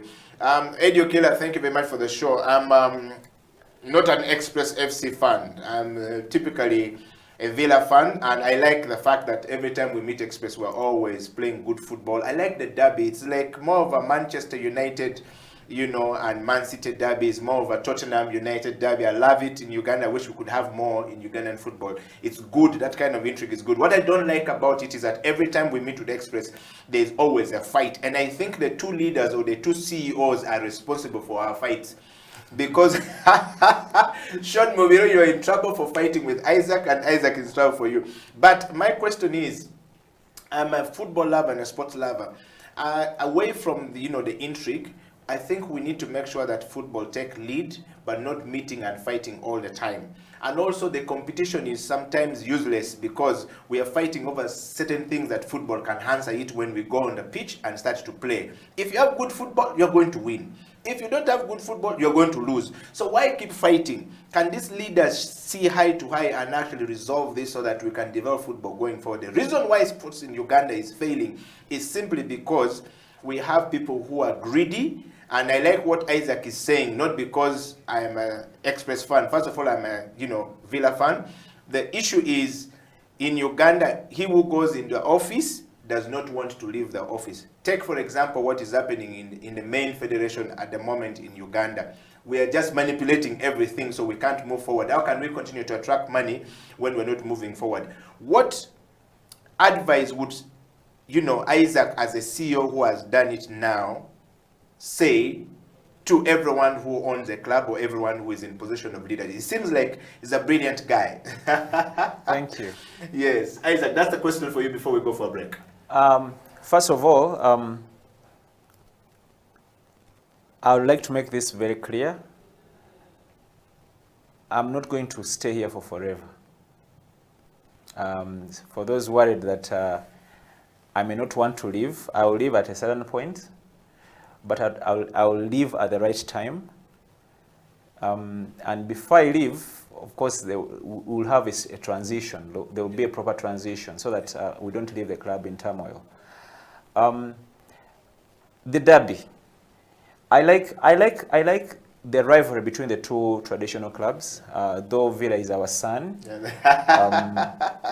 But I can attest that I've had conversations with Sean, that the CEO of Villa.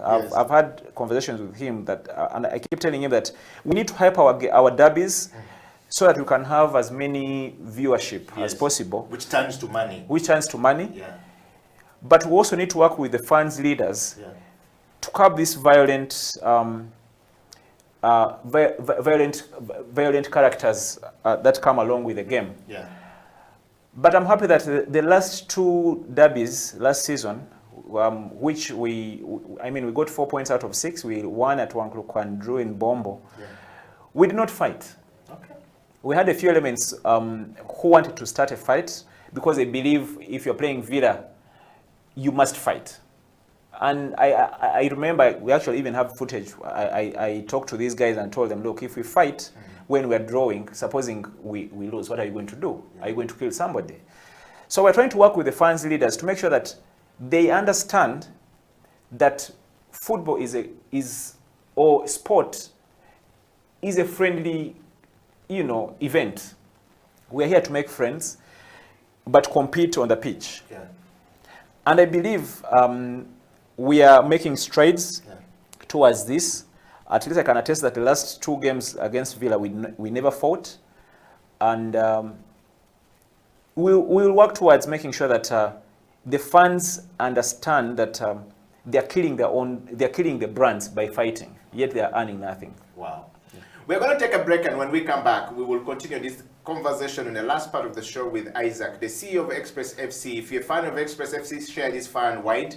I think your CEO is, talking things that we can pick a lesson from, a leaf from, and continue to move forward. And of course, he's not just talking because he's the CEO of Express FC, but I think his advice in general for sports in the country as a man on the rise to the top in the CEO bench, it's something that we can look into. Now, if you have a comment, kisses and disses are all welcome. We're going to take a break, and when we come back, Isaac and I are going to dive into the transformation of football and sports in the country as the CEO who is on the rise to the top. What lessons can we pick from there? How do we transform sports going forward? I already have a question here. Somebody saying, if he lived and worked and studied in Milan, that means that he has a certain level of exposure compared to most of our CEOs here who are not empowered. We have a lot of CEOs, apparently according to him, who are not empowered in sports management in the country, and therefore they cannot make as much change as possible. So it's like drumming an empty tin going forward in sports management in Uganda. We'll be right back after this. This is the CEO Bench. My name is Eddie Okila, Isaac, on House of Talent Television. Stay hooked.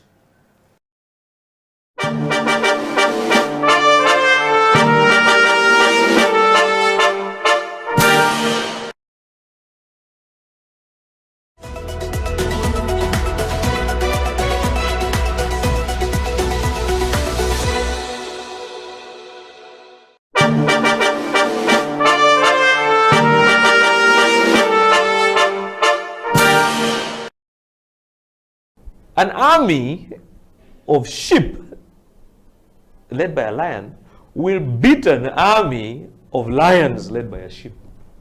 That's a fake. Yeah. So let's be very honest about this thing and really understand that you need to understand where you lie and where you fall. So it's very important for us to understand that leadership has to be definitive. You can't be laissez-faire. It has to be definitive. You have to be strong, just like a lion. You know, when a lion meets an elephant or a buffalo or whatever, the buffalo and all these animals run away. And yet, by the way, they are stronger than the lion. They are heavier than the lion. They are more intelligent than the lion. They are taller than the lion. They run away. The lion, because of its attitude, it sees lunch. That is a leader. Mr. Tony Trump, thank you very much for coming to the CEO bench.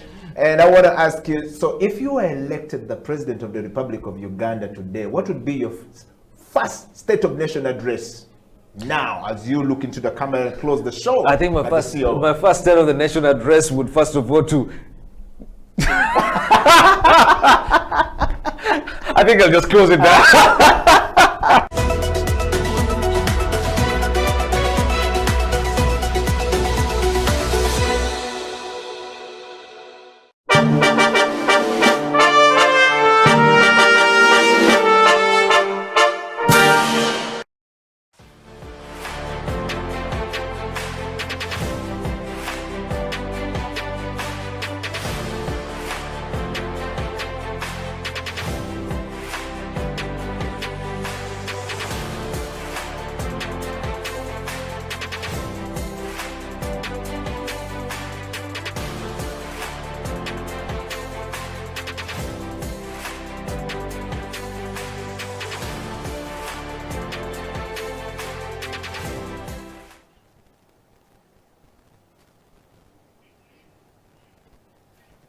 Welcome back. It is the CEO Bench. My name is Eddie Okela, and of course my guest this morning is Isaac Mwesigwa, the CEO of Express FC, a national football club in Uganda, and of course the champions of the Sekafa and the local Premier League of Uganda.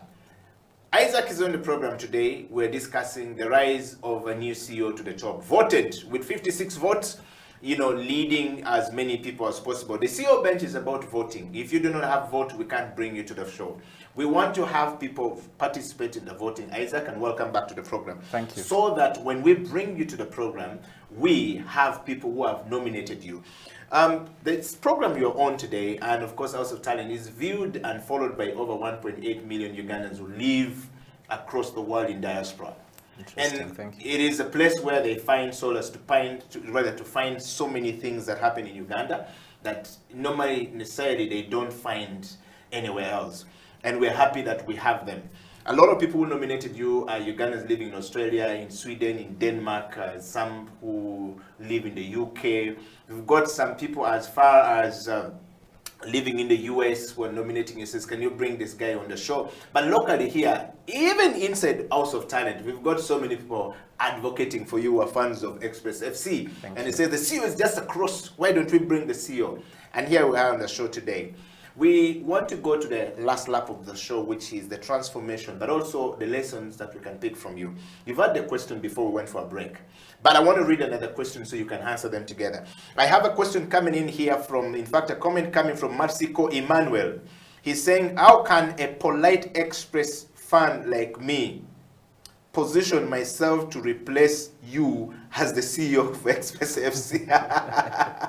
Emma from Kira Bulindo is asking you, how can he, who is a polite person, position himself? I think he's very passionate about Express FC. Perhaps you need to mentor this man because he's a fan who wants to replace you as the CEO. Well, Masiko Emmanuel is saying, I'll read this again, Masiko, because I find this question very interesting for Isaac. How can a polite Express fan like me position myself to replace you as the CEO for Express FC? Emma from Kira Bulindo. I'll read another one coming from Miro Ayub. He says that CEO twebalirize abakulu twebaliza abakulu bano otusima nnyo emirimo tusimanye emirimu gye mukolereyo ku Express FC. Okay. Yes, basically saying thank you so much. Ayub is saying, Miro, thank you very much. That is thanking Isaac for the good job they are doing at Express FC. And of course, this is Nze Wano, DXD. I think that must be his name, Yeah. fun name for Express FC. So thank you very much. Keep your kisses, and this is coming. I want to read a comment coming here from a fan who is all the way in Sweden. Edio Killer, thank you very much for the program. Isaac, thank you very much. I'm a fan of KCCA Football Club, and I support KCCA with everything in me. But I was happy when Express FC won, because it shows that not only my club is rising to the top. Of course, KCCA will always be the top. But I was happy that Express won the cup for the first time after so many years, because it shows that professionalism is beginning to take over in our clubs in Uganda. I like that CEO and what he's saying. Of course, for us at KCCA Football Club, we've started this, we've been leading this, and I think that if we have more clubs going to the regional tournaments like my club, shout out to Agria Ashaba for making this happen, and of course to Isaac for following the footsteps. If we have many clubs going, it will be okay. But my question to this CEO of Express FC is one. He's talked about money, and he's talked about sponsorship not coming to the federation. The biggest problems we have seen from my club going forward: one, organize the club to be able to attract money, which we have done in KCCA. One of the learnings I have from there, and Isaac has echoed it again, is the fact that corporate companies cannot trust football clubs in Uganda, because the football clubs in Uganda, the way they are set up, has too many baseless structures down there. Those who founded the club in 1900 trying to control the club, and those who are coming up to join the club, to put money in the club, wants to control it. There's always pulling ropes. I can imagine what is going on with the success at Express FC. I'm sure that gentleman is not sleeping as a as a CEO. Isaac, how are you managing the pressure of those who say eno club yaffe CEO sebo togenda kuchanginga ebintu byonna biri mu eno club to fit you? If you found us here, if you can't like it, we won't allow you to take the club forward. With the fact that you have to take the club and make it professional. Luckily for you, you have Chiriwa Kiwanuka there, who has been part of that club for a very long time, but is now the Attorney General. Aren't you going to collapse as soon as you have risen? Isaac, well, everyone seems to be thinking that Chiriwa is going to becoming Attorney General is a problem for Express. Yes, David. Again, I told you, people have to must separate Chiriwa Kiwanuka, the Attorney General, yes, and Chiriwa Kiwanuka, the Chairman, yes, and a fan of Express. Yes. These are two different people. Yes. Are you sure, Isaac? We had in the Bobby Wine situation where there was Bobby Wine, the politician, and then the policeman said that what? He said that there was a bad man from Kamocha. Those are two different people. Yes. No, but you see, the Attorney General is also a human being. Yes. The Attorney General also likes entertainment, yes, and Express is his entertainment. Yeah. So he's around. At least he has assured me on this forum that he's available. Yeah. A number of questions or comments. I'll also, if I remember properly, I'm not here with my team to make a complete change or transform the club. At least we're going to we'll leave the norms of the club intact. The still play at Wankuku, is still put on the same colors, but we're here to make sure that the club is run professionally to bring back the glory days. And I'm sure if you are a real Express fan, that's what you want. Yeah. How we get it, how we get to that level is what we now need to agree on. Yeah. It may not please everybody, but will please the majority. Mr. Masiko talked about how he can position himself, yes, to replace me. Yes. First of all, I'm not the appointing authority, Yes, yes. but he should be known by his works. Yeah. He lives in a particular area. He could do something for Express. Yeah. That way, leadership, Express leadership will notice that there's an able Masiko somewhere that has leadership credentials. Yeah. Some of the things he can do for Express today is to start an Express fans wing. he becomes the leader of a particular area, then that way he'll have gotten into the express fence. Yeah. You know, you need to position yourself when you're within, if you're within. Yeah. There was also another comment of brands not having confidence in clubs in this country. Yes. And then also clubs not having structures. I would like to commend the federation, FUFA, with their pro agenda. The pro agenda teaches clubs or club CEOs or club administrators to have autonomy, to have decision-making power. Yeah. And it's now a requirement that club CEOs can take decisions on behalf of the presidents. Before, you'd have a president who is sinking in money and the president wants to select the first 11 to play. Yet these people are very busy, they're not on the ground. Yeah. But the club pro agenda, initiated by the federation, This is FUFA. this is FUFA, requires that the club CEO has the mandate to run a football club. Okay. The club pro agenda mandates clubs to have basic structures. You must have a secretariat, you must have an office, must have a playing field, you must have a training ground, you must have basic things. Yeah. That way, they're trying to help clubs get organized. Okay. That is the only way you can have a license to play in the Ghana Premier League. So, again, we need to work together to attract this money coming from these other companies. Yeah.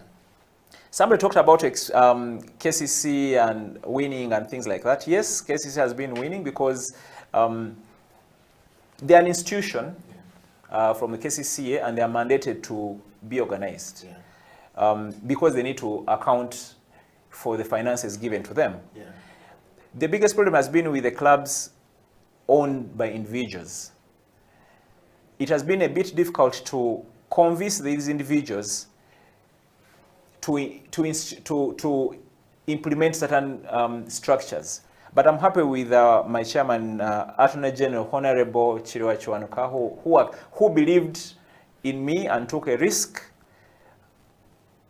to accept my proposals to set up structures at Express. And here we are, there's success. Lastly, if I remember correctly, somebody was talking of winning and having a lot of pressure and... Yes, balancing the boat between the club owners, original club owners, traditional club owners, those who started them. Yeah. You know, and those who have come in and joined along, they will put the money. Yeah. There is emotional attachment to those who have started this club. Eddie Okila started this club. Isaac has started this club. And with my friends, and we played in this club. We always want to hold on to this club, not letting it go to become professional. So when a CEO comes, according to him, there's always going to be a clash.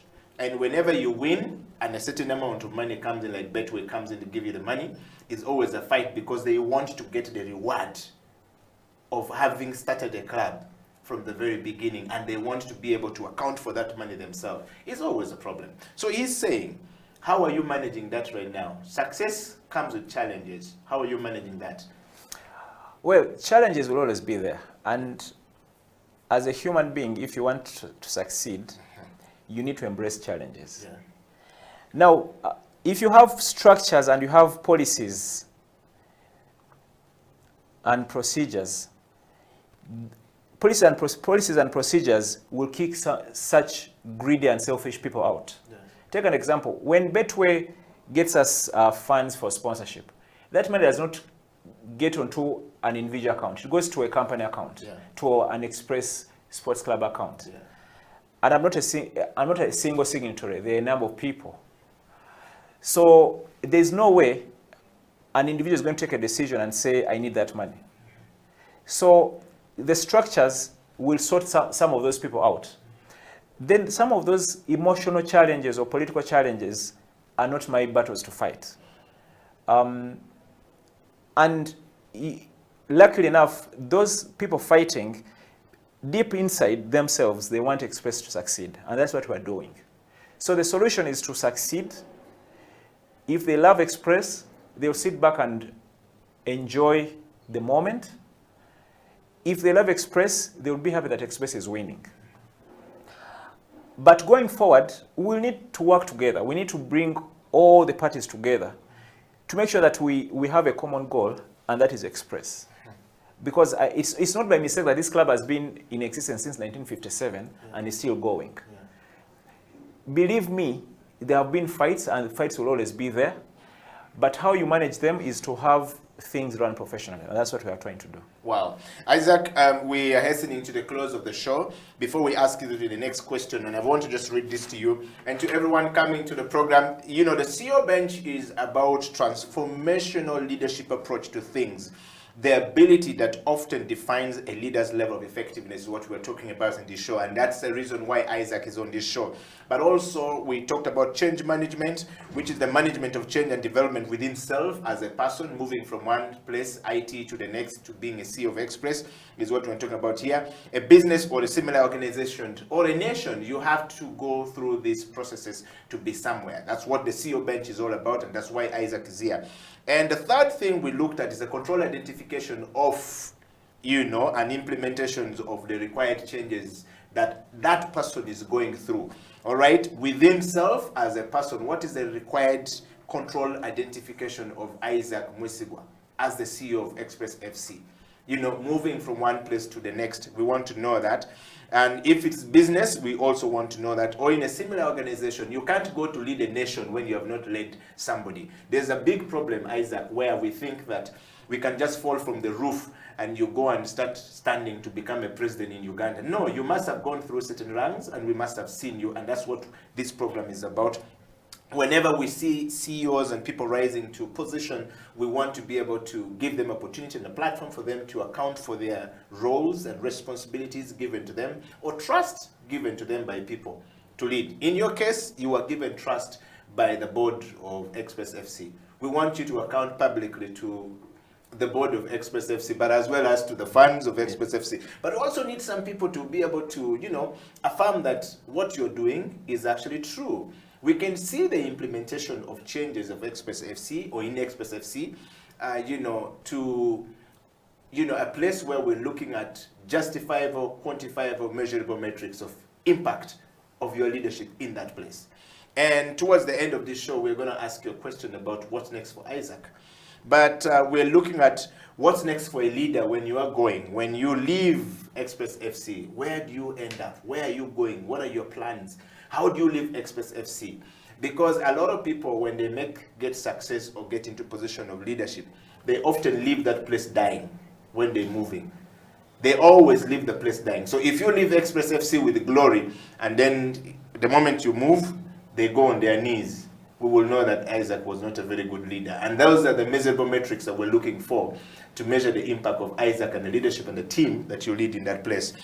Emmanuel asked a very interesting question. Emmanuel, I think that there should be a mentorship program where the CEO of Express, perhaps you could implement this, begin to pick some of those people and you mentor them, personally mentor them, because those will be a good platform for leadership change at Express at the CEO level. That could be the CEO initiative that you leave at Express FC.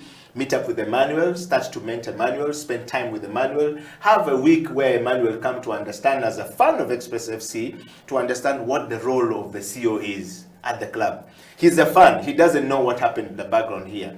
Perhaps he will come and just run away from knowing that the responsibility and the things that the CEO is doing is quite much. But I have a question here for you also, Isaac, as we close. You will, you know, wrap up all of this. Somebody has said, Eddie Okello, thank you very much for, you know, bringing Isaac to the show. I think many people have enjoyed this program. But he says, I want you to ask Isaac one thing. People seems to be going back to the professional running of football clubs in Uganda. Isaac seems to be the only CEO that is empowered, and we know why. That he must have been fighting with Chirio Kiwanuka, the chairperson, and many people in that board to give him the trust. Most football CEOs or most sports management CEOs in Uganda, particularly in football and sports, are not empowered. That's what the person is saying. In fact, if you may, I will read this. It says, Eddie Okila, thank you very much for the program. I love that Isaac is talking. I love that this program is mixing and bringing as many people as possible. I think this, for me, has been the best program so far, in recent times, seeing a variety of people in leadership coming into this program. But Express FC seemingly look like they are the only club with a CEO that is empowered to deliver and to make changes. Most CEOs are not. And I want to say this as a fact. I'm a Villa fan. I don't feel like our CEO is empowered to do what he wants to do. He speaks very found outside down there, but within the club, I don't seem to see it. And I'm a passionate fan of Villa. I want to know this. And from Isaac, how can we help different clubs to empower, learning from what is going on at Express to empower? The only club with an empowered CEO is KCC, and we know because on an institution, it means that people at City Hall seems to have a good say and giving a good power force to the CEO to continue moving. But otherwise, in summary for me, most sporting clubs in the country called Uganda, in many other neighboring countries, are not empowered as CEOs. The real meaning of CEO is Chief Executive Officer. It means that he has many other executives below him and is the chief, but they are not empowered. That's the reason why football and sports in the country is not moving. Isaac, what are the learnings from your place that you can share with us and we can take on and we can help our CEOs to become much better? That's a fan coming from not very far away, by the way. He's watching from Bulindo, a suburb of Kampala, and his name is Moses Matsiko. Hey, that's There a you good go. one, Masiko. Yes. The issue of empowerment has been a contentious one. Yeah. First of all, it's not easy to trust your business with an individual if you don't have confidence in that person. Yeah. At the same time, that person has to show. That person has to be transparent enough. Yeah. So this comes back to us, leaders of these clubs. You need to sit with the club presidents or the club owners and have a plan. If they buy into your plan, then they will trust you. Then you also need to show, or you need to show cause. They need to buy into your ideas and then be able to believe you. Trust me, I don't think it was easy for my chairman to trust me from day one. But as time went by, he noticed that he had the right person in that office. And today, I have his full trust. So again, this comes back to us. We need to be known by our works. You need to have a reputation. You need to have, you need to be able to be believed even when you're not there. You need to account. You need to be able to account for even the little things. You need to be able to communicate properly so that these club presidents can start trusting us with decision making. We as I told you, we are being helped by the FUFA Pro agenda to make sure that club CEOs trust us. But at the same time, a president cannot invest a lot of money and then sit back and just watch you spend their money. You need to spend their money the right way. It's an issue, and it's an issue that is causing a lot of slow decision making, but we will get there. It's just a matter of time. I believe that our son Villa, if they put their house in order, put structures together, Sean will be empowered. I believe Sean is a very good CEO. You talked of mentoring a few people so that in case like Emmanuel Matiko, who yes, wants to be when yes. Express Secretariat is open to passionate administrators or individuals who would like to learn the trade. And if the right time, when I approach the time and I know I'm about to leave, I'll inform my board, and we'll start the transition.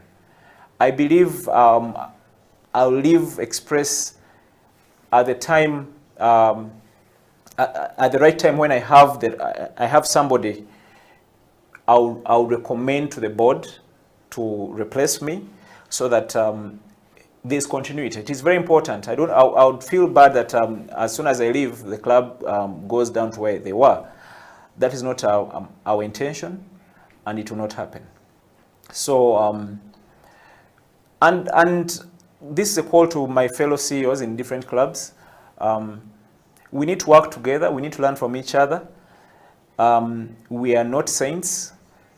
There are things I know that they don't know. There are things they know that I do not know.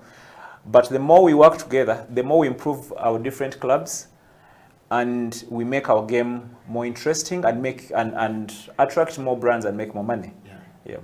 Well, we are talking to Isaac, and this has been a CEO Bench, and we're definitely going to ask you, Isaac, the last question. Where do we see you life after Express FC? Where do we see you 5-10 years from now?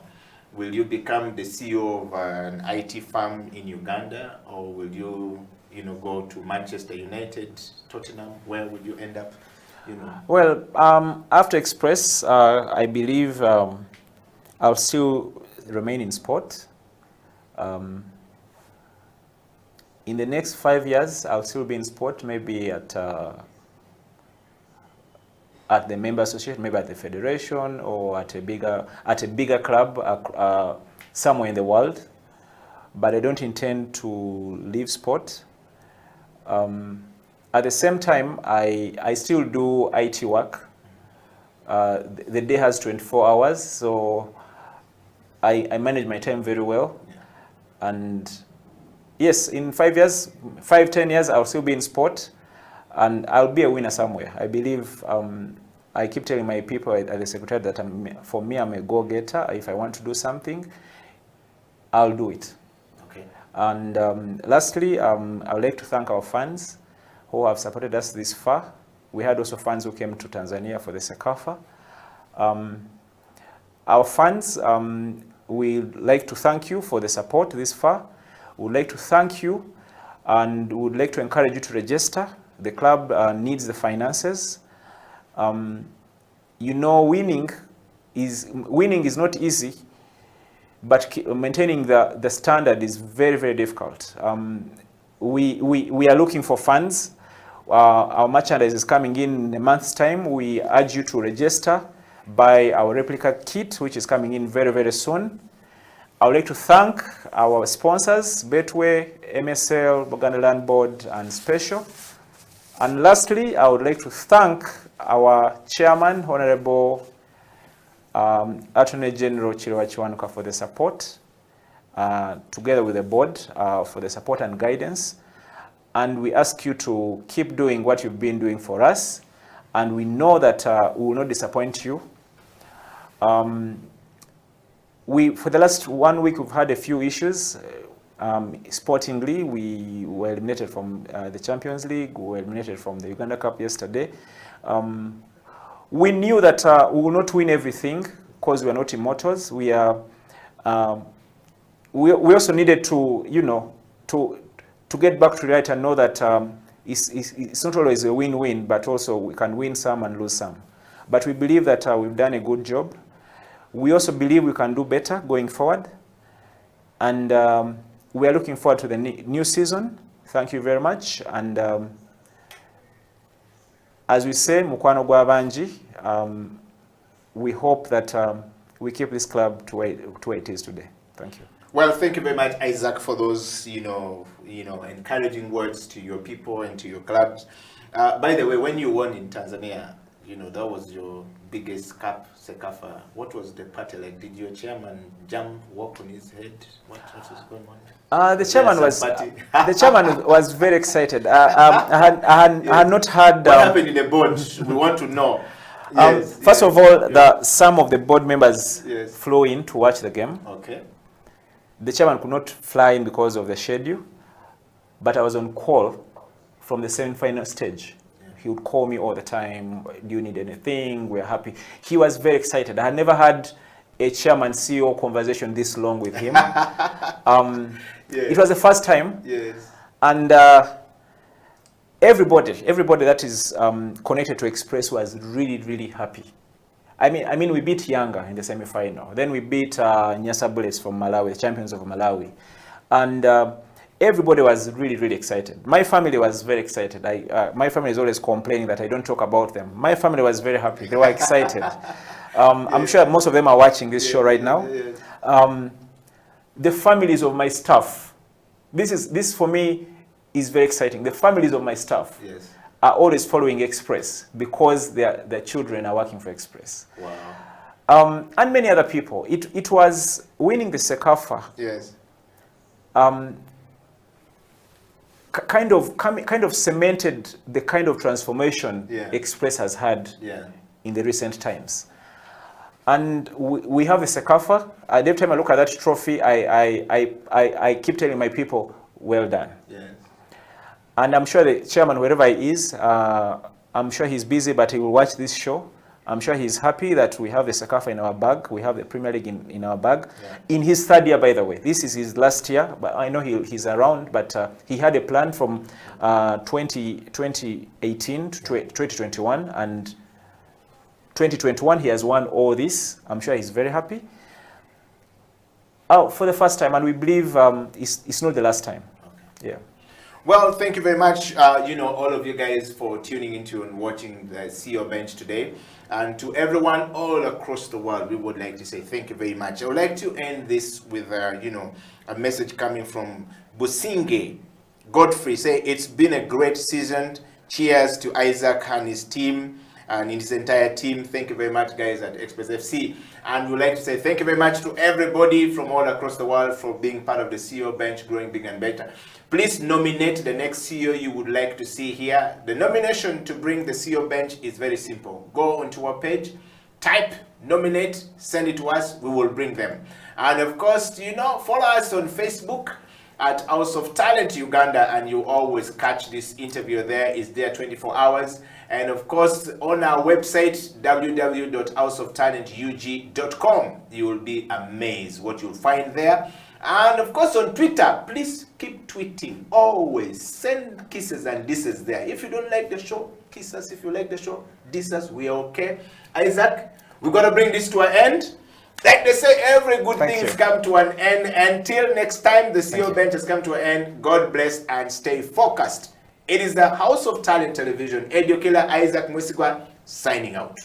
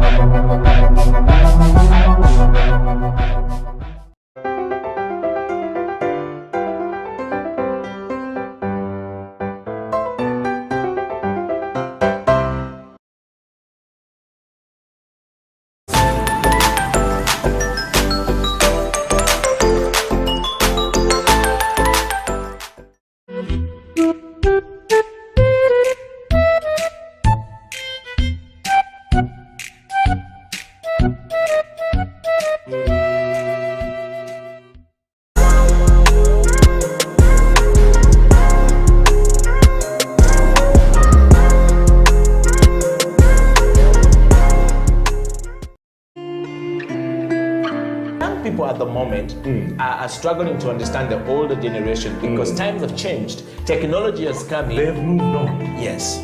We're the ones sitting back and wondering, what is my child on to? TikTok has surpassed WhatsApp. The other one I call, I never call it Facebook, it's Bookface. Why are you on Bookface? Dad, it's Facebook. Yes.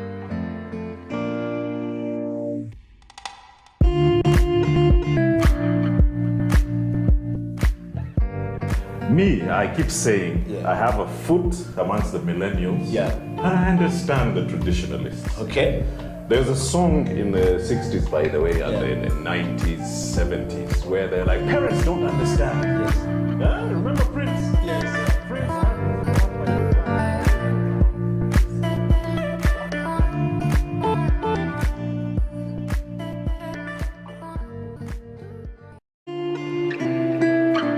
People at the moment are struggling to understand the older generation because times have changed. Technology has come in. They've moved on. Yes. We're the ones sitting back and wondering, what is my child on to? TikTok has surpassed WhatsApp. The other one I call, I never call it Facebook, it's Bookface. Why are you on Bookface? Dad, it's Facebook. Yes.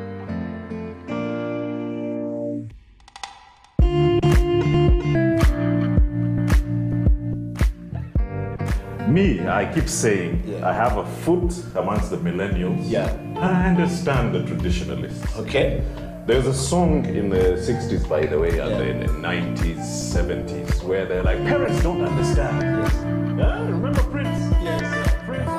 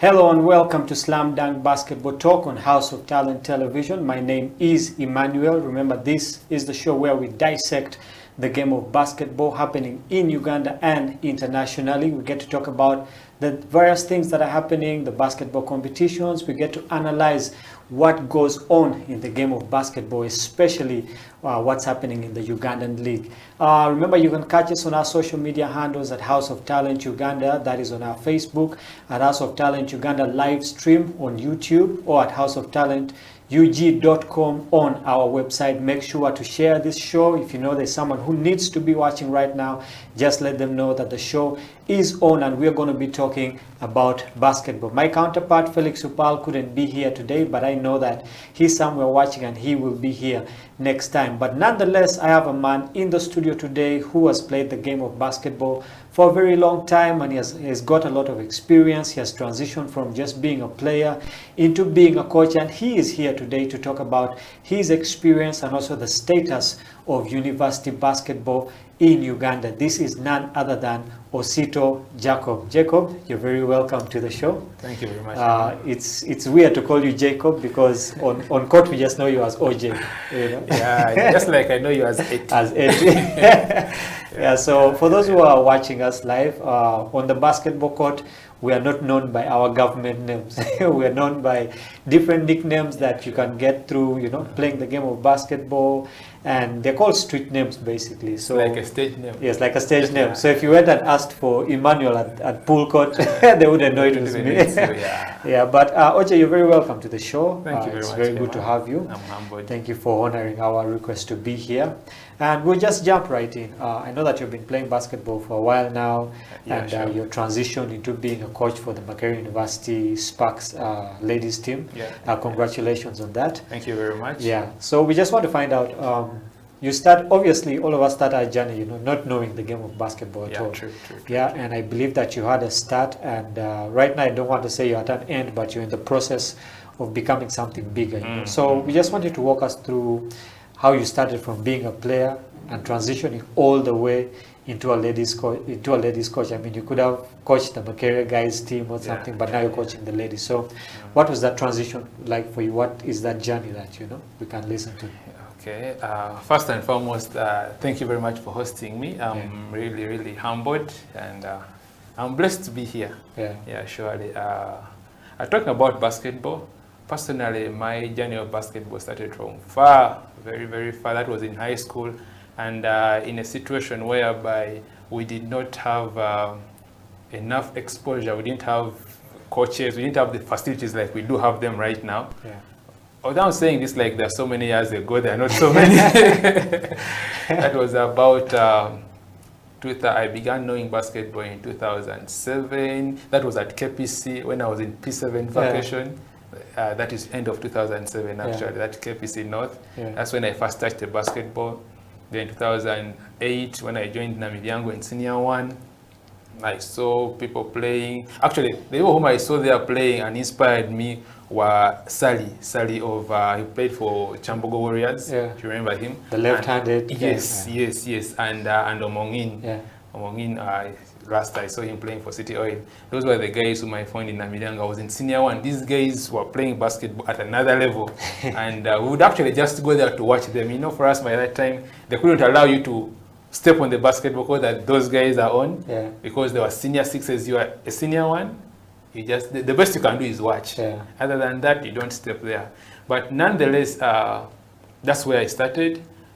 Beautifully, or I would say lucky for me, that when I was playing with those guys, once in a while when they could see me about midday 1, when the sun is very hot, when they are still resting and waiting to come. So when we would go to court and, you know, try a few shots here and there, and then they would come and they meet us, they would see what we are doing, and, you know, they would identify talent. I don't know if I can use that word.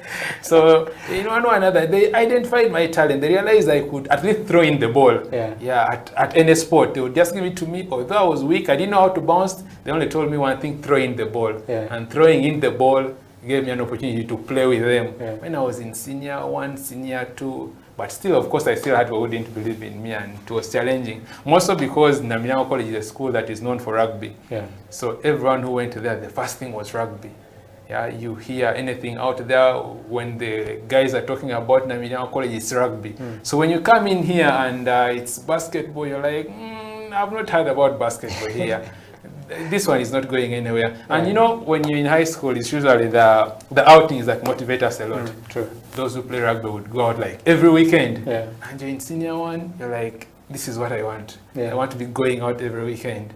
That was like the epitome of everything in high school.